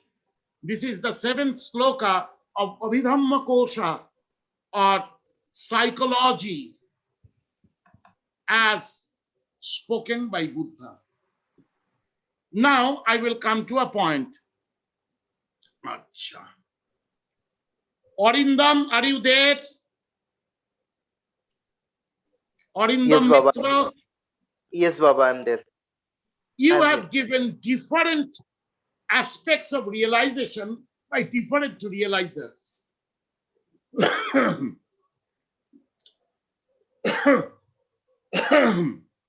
I'm not going to the details that you wrote to me. You have given different experiences of different realizers, and you had questions about it. Why there is so much difference if they have realized the same truth? This is what I was speaking about, the illusion of realization. Milche na keno? Why one is not agreeing with the other exactly same? Because the views of the same samadhi can be thousands of views. Because when samadhi is not an object of thought and it is taken into an object of intellect, which is not free from thoughts, it can be innumerable ends and views. Many things will not be viewed, many things will be viewed. What one viewed, other didn't. What other view, one didn't. Does that make sense to you now? Yes, And Baba. if that makes sense to you, you will never disrespect anybody's views. Until and unless Yes, you Baba. are a realizer by yourself, an absolute experienced realizer, you cannot find out where from their differences are the same. Okay, Baba. Okay, understand.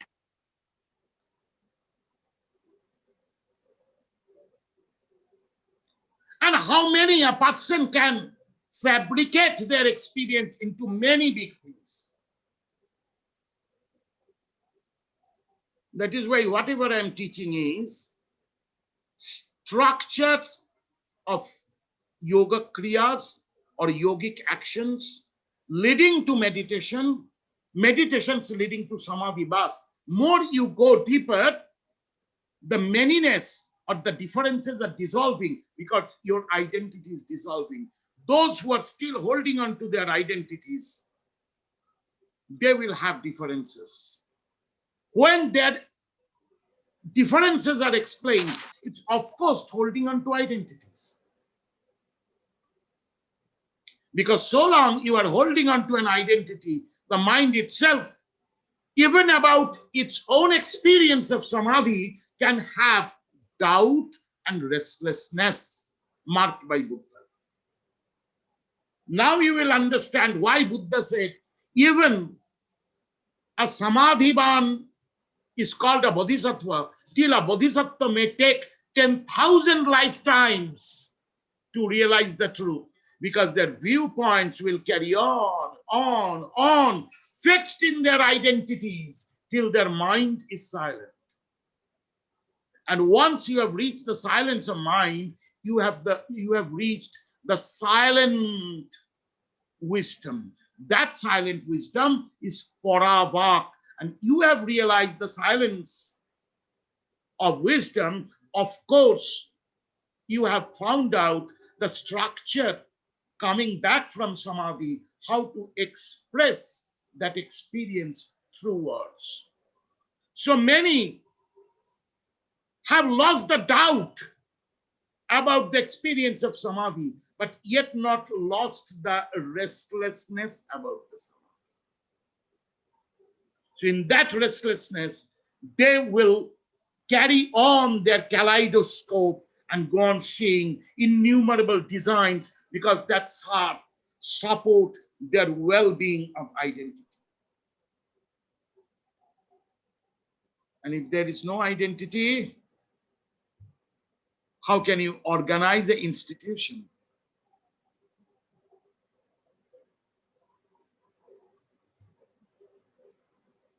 This is why Sri Ramakrishna chose Vivekananda, pumped him up like a balloon, that he does some institution for the good of India.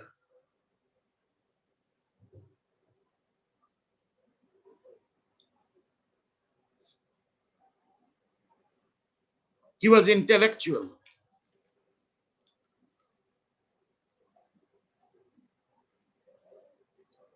But he didn't say these things about his antaranga parshadas who are nitya siddha.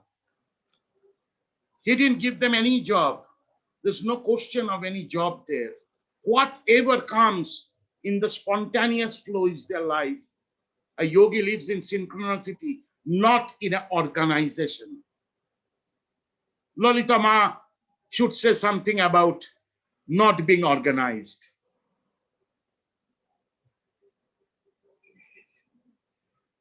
Lalita Ma, I can talk with you entire life about not organizing with very organized virtual meetings.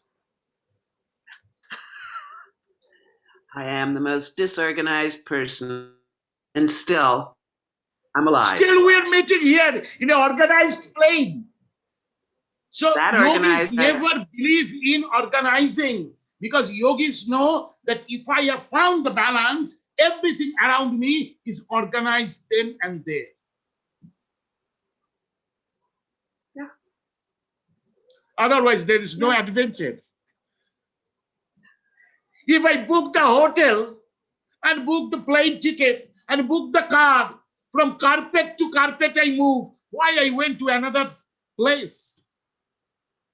Why I didn't go like a traveler, enjoying the new place? Where is the adventure? It's all fixed.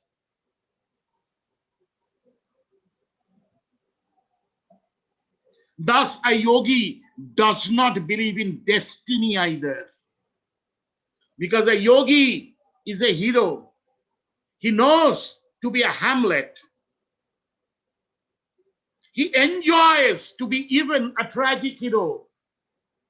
He enjoys life in every part of it.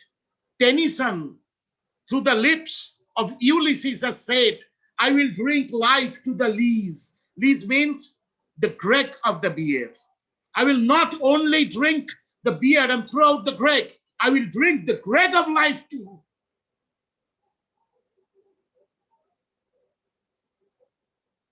This is not my philosophy. This is how I live.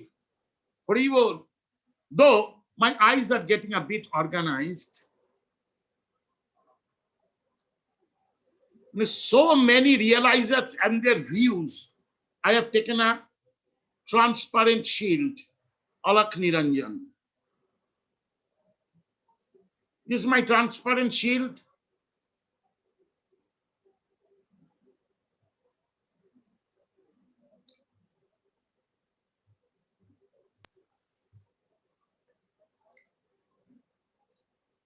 Now, Tero, you are understanding what deadly question you have asked?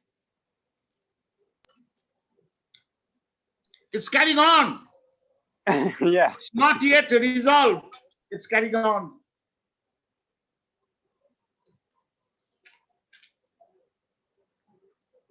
Let us ask Katie what Katie thinks about it.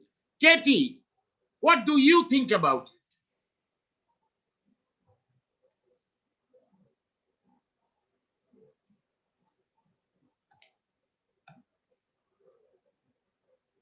Katie is not there anymore. Kati, sorry. Kati, are you there?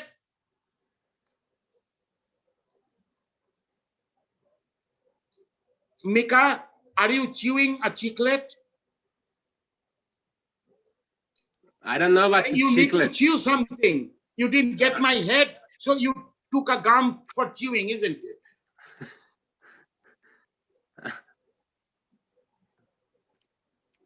Yes, true. None of this is outside India. But tell me one thing. Everywhere there is a sense of realization with the institution of organized religions. And some are realized and others are not. With psychology, which is the background of all philosophy, I'm challenging this term realization. And if there is something realization, how our mind observes it is what I'm discussing. It's true.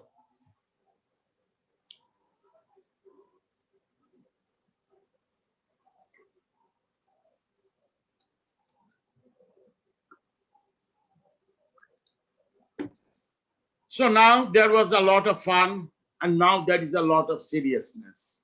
Which is more tiring, the fun or the seriousness?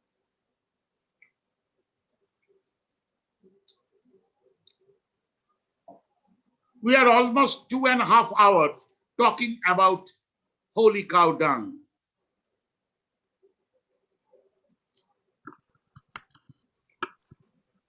Baba, Yes. so if there is something to realize, there needs to be a realizer. Yes. So if the thing there is, is no, because if there is we have a say. if there is not a realizer, then there is no trouble. It's like all is solved.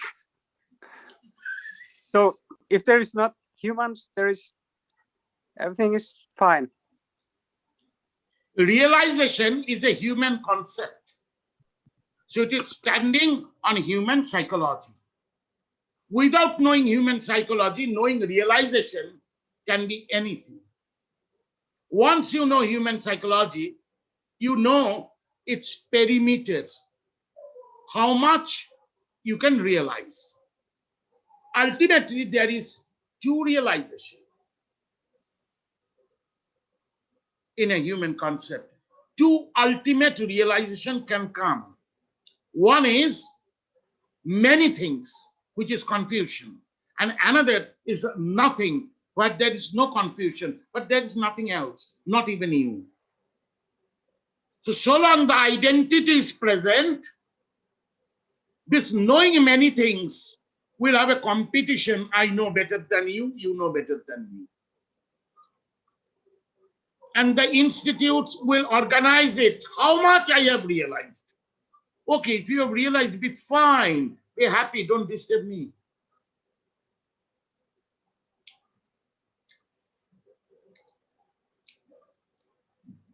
Like when I was asked to start this program by some of my disciples, I said, why? I will go against my own nature to give lectures. That is why every day I ask a question. Because if there is not any ignorance, there is no realization. If there is not a dead body, there is no forensic results of an autopsy. So we are every day doing autopsy of a thought. That is why I said, I don't want to spoon feed by my realization. But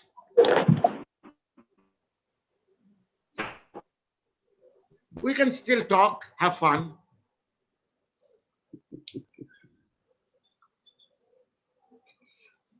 That we can do. Yes. At last, Ramiel, you have found the real point of it. Sensible holy cow dung. So any more questions on this viewpoint, or now it's time enough that your minds are tortured to a final relaxation?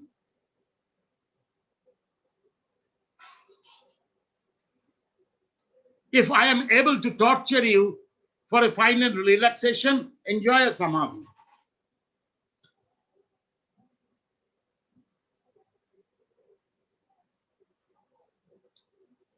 Everything will be answered as many times you travel to nowhere and come back here and now. Every time you will travel to that nowhere land, you will come back with a little bit more wisdom and more wisdom and more wisdom. And one day you will laugh at your coming back in this world, because that day you recognize this world and that world are not two worlds at all. The end of this tarot, I will give you an example from Bible. That time to time I give this example. God created everything, and everybody was there in the Garden of Eden. Finally, God created man and woman, Adam and Eve. Adam and Eve didn't listen to God because they had a sense of liberation and sense of realization. They were tempted by Satan. Whatever. They were kicked out from the Garden of Eden. Where are all the plants, all the trees, all the fishes, all the birds, all the bugs even, all the animals? They're all still in the Garden of Eden. Why you cannot go to the Garden of Eden is because you have a sense of liberation and a sense of realization. So you have to activate it in a difficult way. You have to realize no thought. And you have to experience suffering to feel how you were good in the Garden of Eden when there was no thought, there was no temptation, there was no liberation. So your identity is Satan who tempts you. Your identity is Mara, your Satan who tempts you to go out of the Garden of Eden. In the same place, everybody of us are there. We are not enjoying the Garden of Eden, but all the other lives are enjoying. So what matters if human beings are there or not at all there? If human beings are not there, there is no question. And if human beings are there and no realization, but life as it is, they can enjoy. Of course, they have transcended their identity and intellect.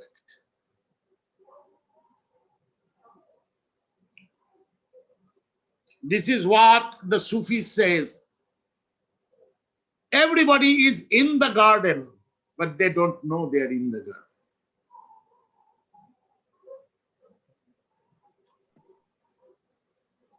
Baba. Baba, Huh? I have a Yes. question for you. Yes, say. Well, first I'll start with the quote. We are the dreamer who dreams and then lives inside a dream. After the last time that we talked, the information went into my brain, and then in the dream, it took a different level. I'm sorry, guys, if this sounds crazy, but and then I woke up with a realization. And it's funny because I wrote to you in the private message. I was using the realization word, and then we had the talk of the realization. But I guess my question is, like, you connect, and then does it manifest then in the dream, in my consciousness? Or I don't know if you know what I'm going after. Yes, I'm understanding it. The problem is in the attachment, not in the object. The attachment is in the subject, in you. Your realization has pointed you out not to be attached. Thank you, Baba. Yes. So you have just resolved your own illusion. You are thinking it's the fault of the object. No, it's fault of you. I will not stop anything because I have not started anything. Ramananda asked a very important question. I'm going there. Baba, an ignorant person thinks there is no need for yoga and realization. Still, they are suffering. So yoga and realization, no. If Ramananda ji,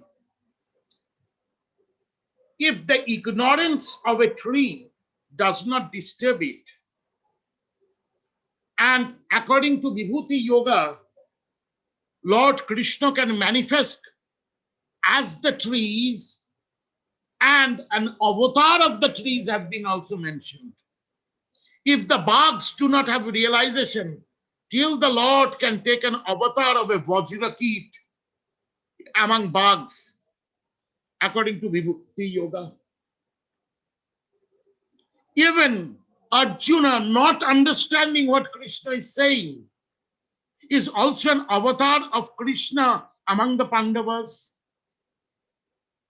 Just go every line of Vibhuti Yoga. See, the Vibhuti Yoga is actually speaking you about Leela. The God is manifested in any ideal state of any difference of any species, free from realization.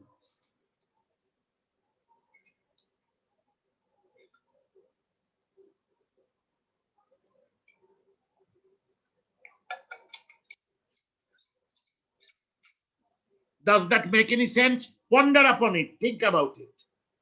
Read the Vibhuti Yoga again and see how he has manifested as avatar in all species, even in inanimate objects like he's the Himalayas among the mountains, Ganga among the rivers. Just think about it. Then you will understand from which view I am seeing Krishna's teaching.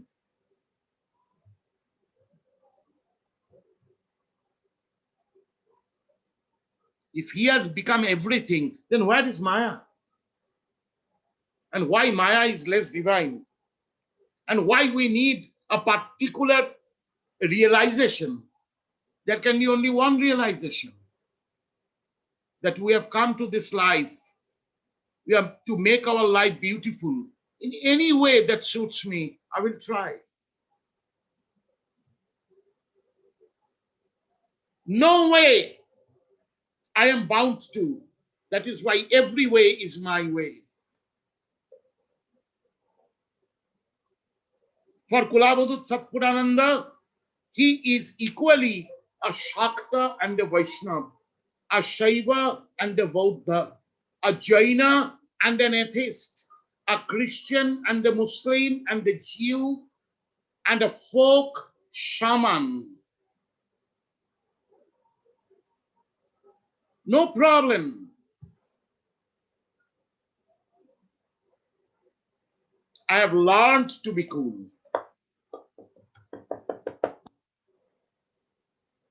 I've learned to be cool, making the topic hot.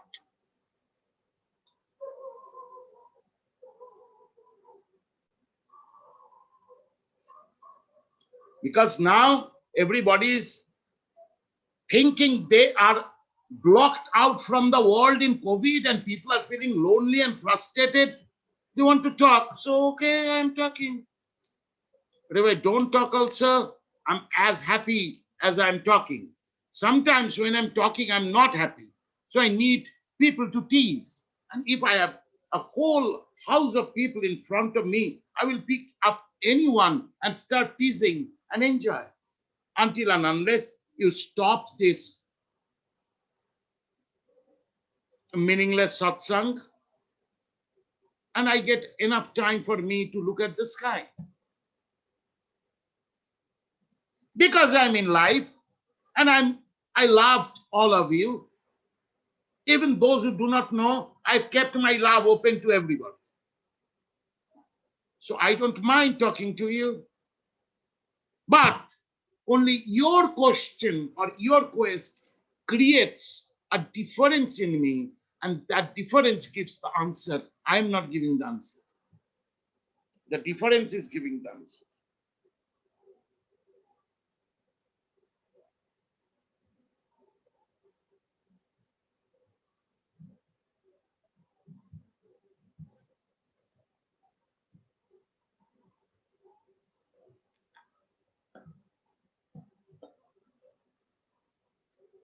Lolitama, when last time in Spain, I was in the congregation of all shamans of the world.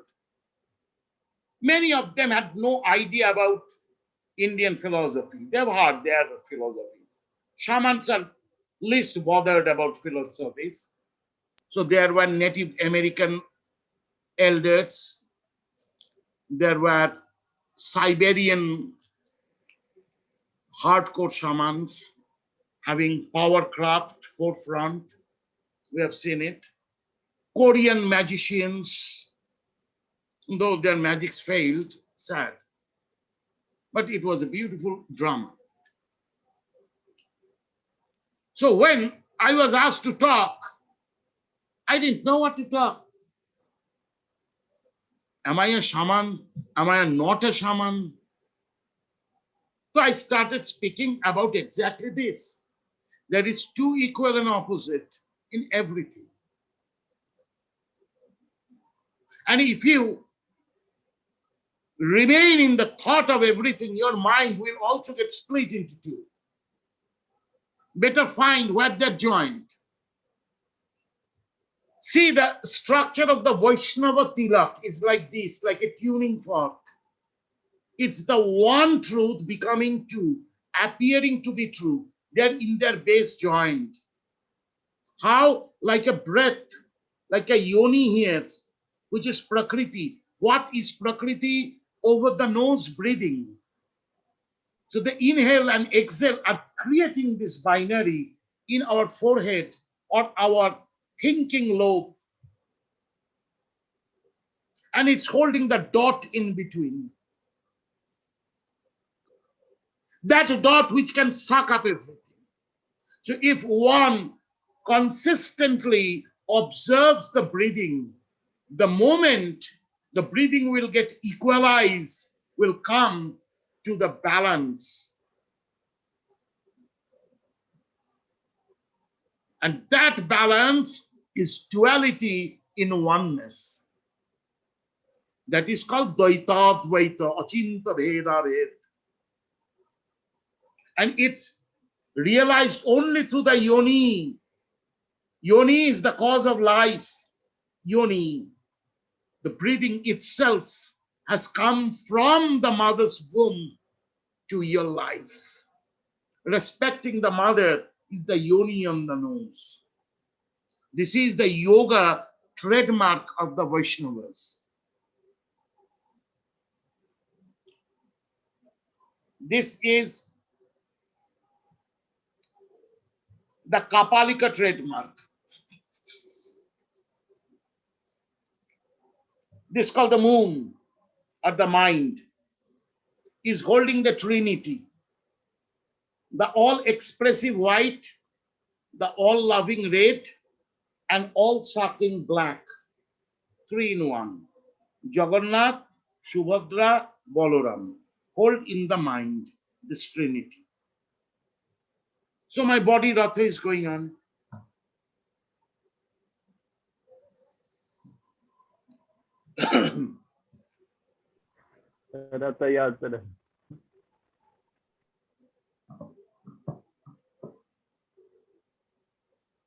Because all my life, I've asked all the Vaishnavas, what is the meaning of this Tilakam?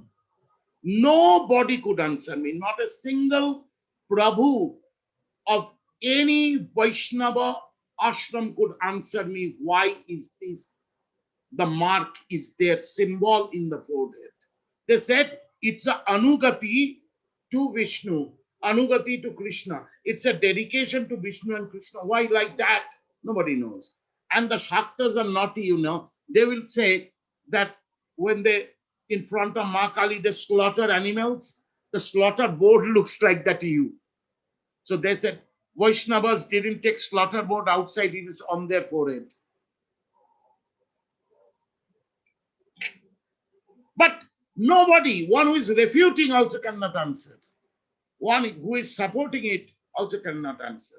So when I was very disturbed with this, one day looked at my Jagannath Vigraha and I asked Jagannath that none of your followers, I visited so many ashramas and asked it, greatest of Vaishnava Acharyas I asked, nobody could answer me what is the value of the Tilaka, why it is. Then he showed me, see, in between the eyebrows is the meeting point of the duality. This is going like the two. So you can see at the Iran Pingala going to the two lobes. You can think like that, but it is the duality. What you are seeing, the two duality, because you are very concerned with duality. So your mind is seeing two, but see the base, it's one.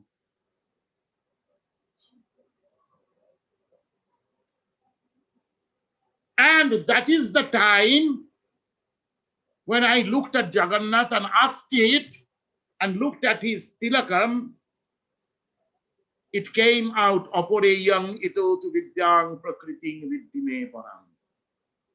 The duality is resolved in the Lord, in his thought, in his forehead.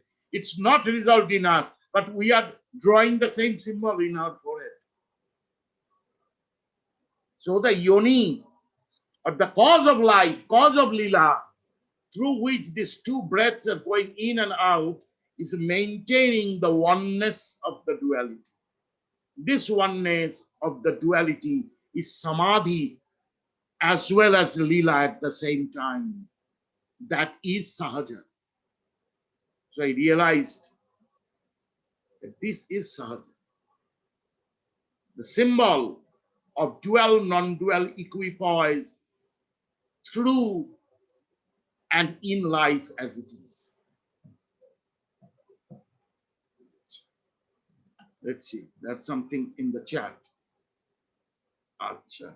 Priyanka, I will pay attention to you. Don't feel neglected. Priyanka is a little girl who feels neglected.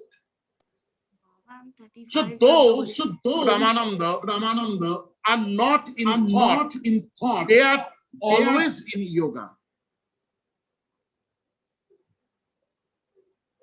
So they have not broken the tie. They're one with God. That is why they're still in the Garden of Eden. That is why Krishna can enjoy playing flute for the cows. But when the gopis started coming, he started shifting to Mathura.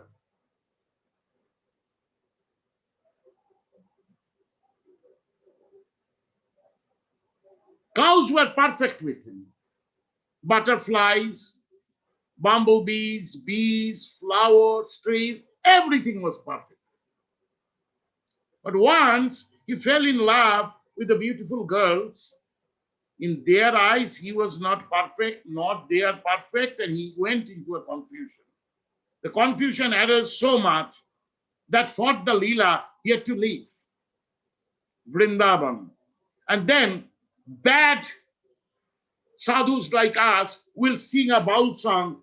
Oh Krishna, if you had the tenacity of love, then why did you leave Vrindavan?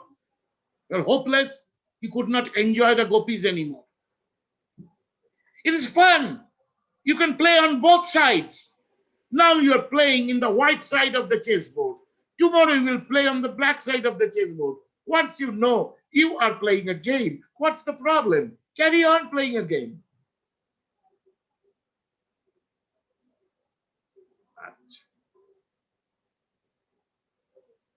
Acha. So Priyanka says, so what does Priyanka say?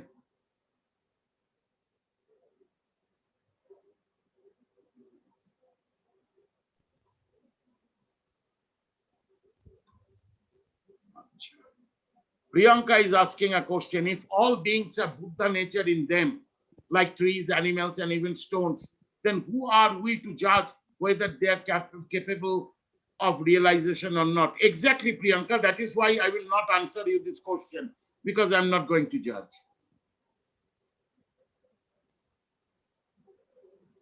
Hari bol, Hari bol, Hari bol.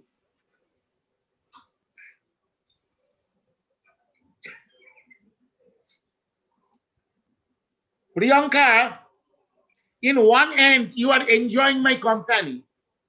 In other end, you have started suffering a lot, my company. Even in this virtual meeting, you know this. Because all your self-contradictions are coming up on your table. You have to deal with them. Every day I stop, close the virtual meeting, Priyanka is, oh, Baba killed me. Sometimes she shouts at me also. But whenever she meets me, these beautiful, enchanting smile. This is the problem of Gopi Lila Ramananda. Look at Priyanka and see, you will understand the Gopi smile. Very confusing. Bania is supporting it.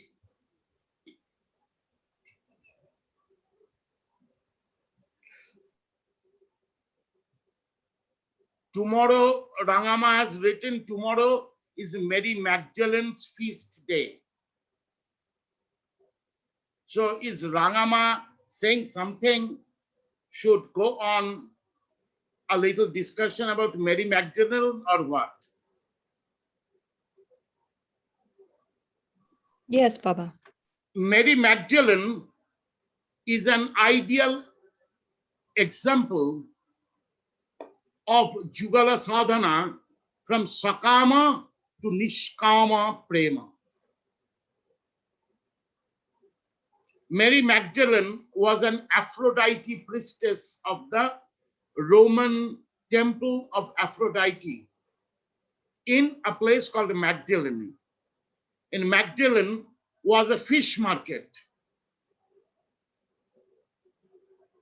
So from there, the Roman soldiers used to come to buy fish and take it to Rome.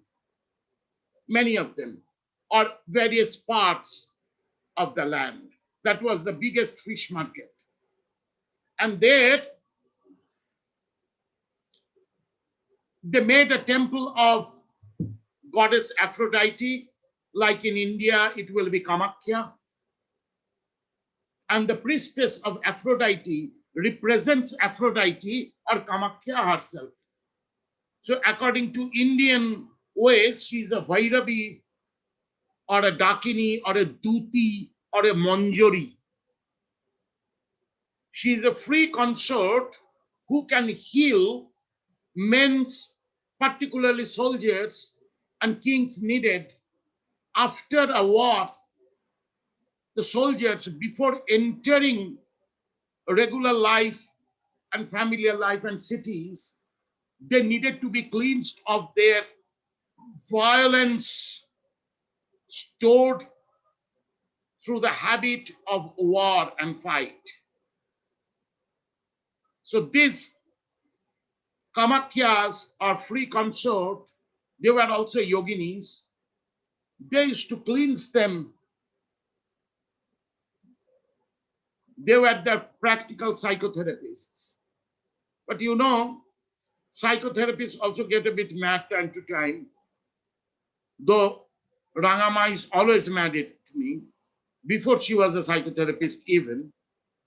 And now Rangama is sitting virtually against the light that she looks like Brahman, splash of light, and we cannot see her face. So I will not see her expressions.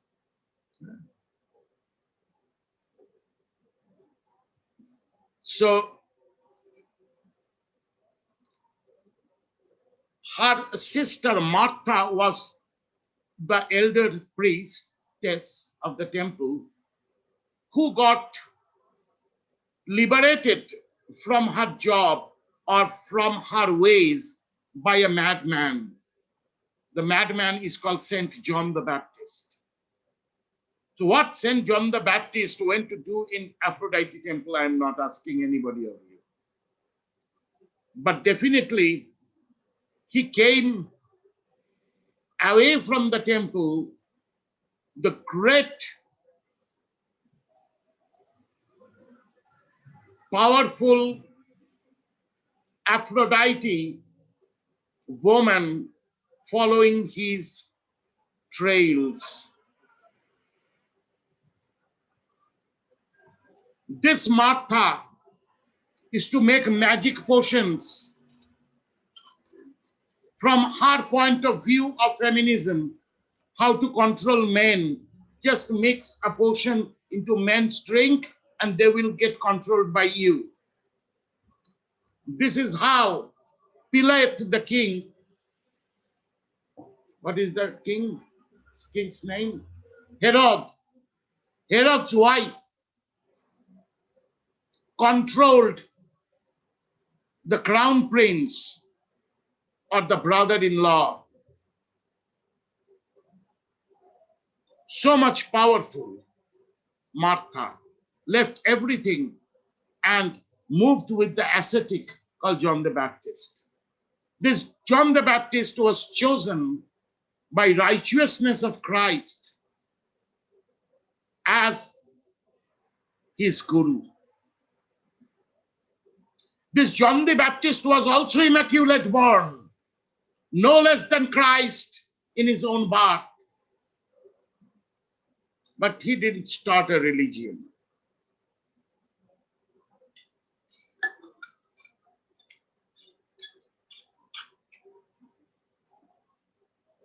In one of the songs, Chinmoynath, our Chini Baba has said, the cousin of John, Mad John, was famous for raising the dead.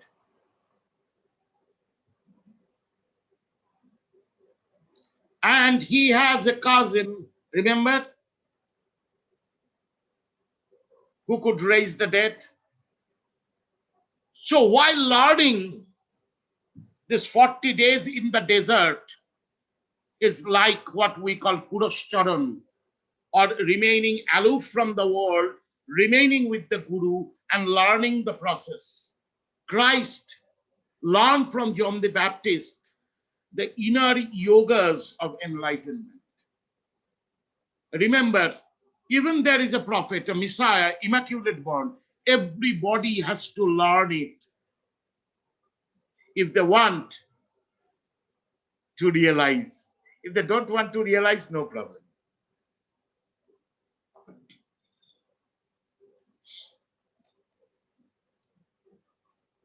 And John the Baptist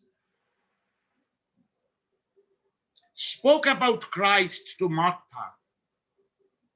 and Martha spoke about Christ to Mary Magdalene.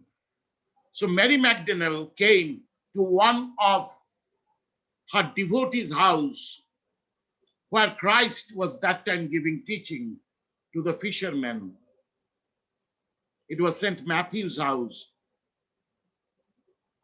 in a party, to join a party with the mind of, if I can see the prophet that my sister has told me, disciple of John the Baptist, he's the prophet, he's the Messiah. As John the Baptist said, let us see. And unknowingly, unexpectedly, Christ ended up there in the nightclub of Matthew's, who later becomes St. Matthew's. So why Christ went to the night party, I will not question. As I didn't question why St. John the Baptist went to the temple of Aphrodite, but Christ went. And then and there,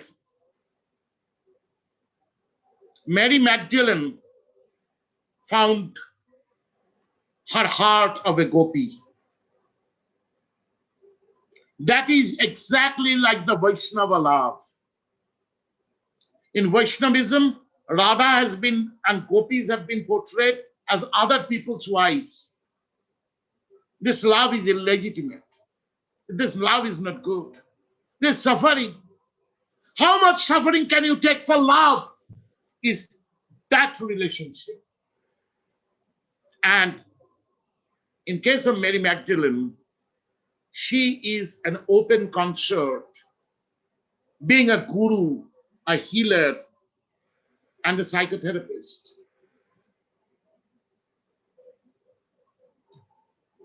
How much poison she has taken of people, and her heart melted in seeing Christ, that love that she recognized. Of course, she also had that love suppressed in her, as every woman has that love suppressed in their heart, the love of no return.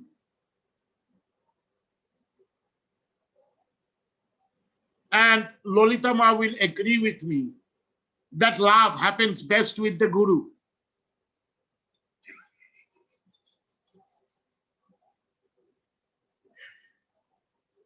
That is why in our tradition we say Guru the beloved. It's kindness.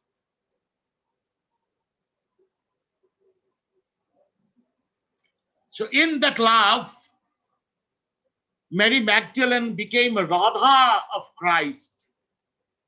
And that tradition, how Christ made Mary Magdalene the realizer that Mary Magdalene was first to witness Christ in resurrection, and she was chosen to lead the total army of salvation, is that as Ma Radharani today for all devotees is the ultimate consciousness that can take us to Krishna's love. So to understand Christ nobody can understand Christ without Mary Magdalene. The apostles, so-called apostles who rejected Mary Magdalene, they made Christ's teaching turn into an organized Vatican at the end. Their glory is making the Romans Christians. But what is Mary Magdalene's glory?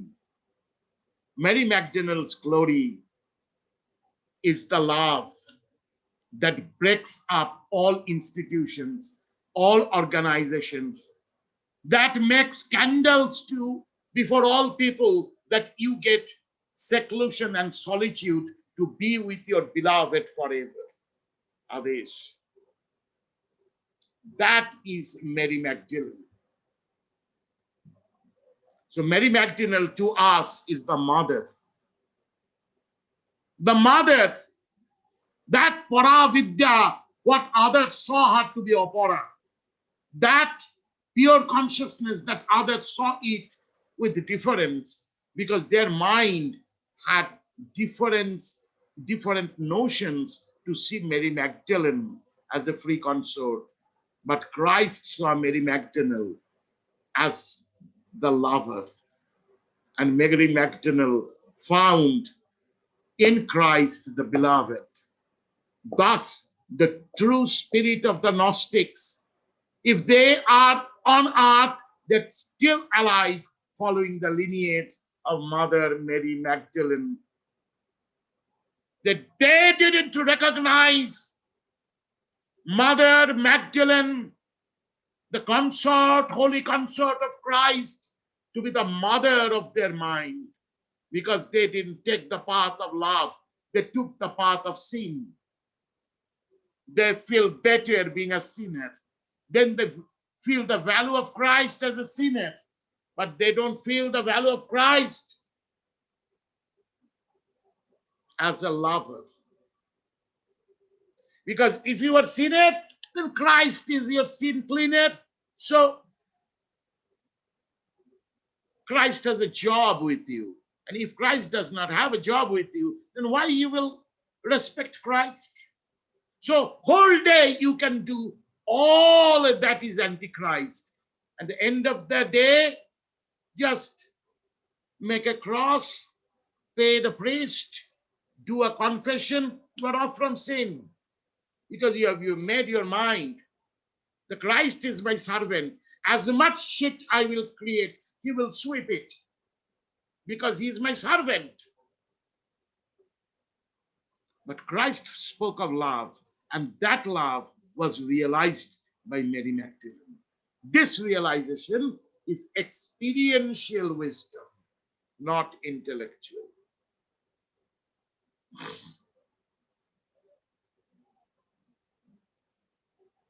So, in the eve of the night of Mary Magdalene,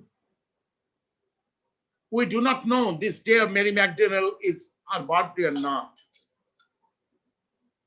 Because I was initiated in the lineage of Mary Magdalene by Maitreya as my guru in that path. Her perfect Gnostic teachings and empowerments and practices, I've realized Mary Magdalene in the same way I realized Kamakhya and call her the mother.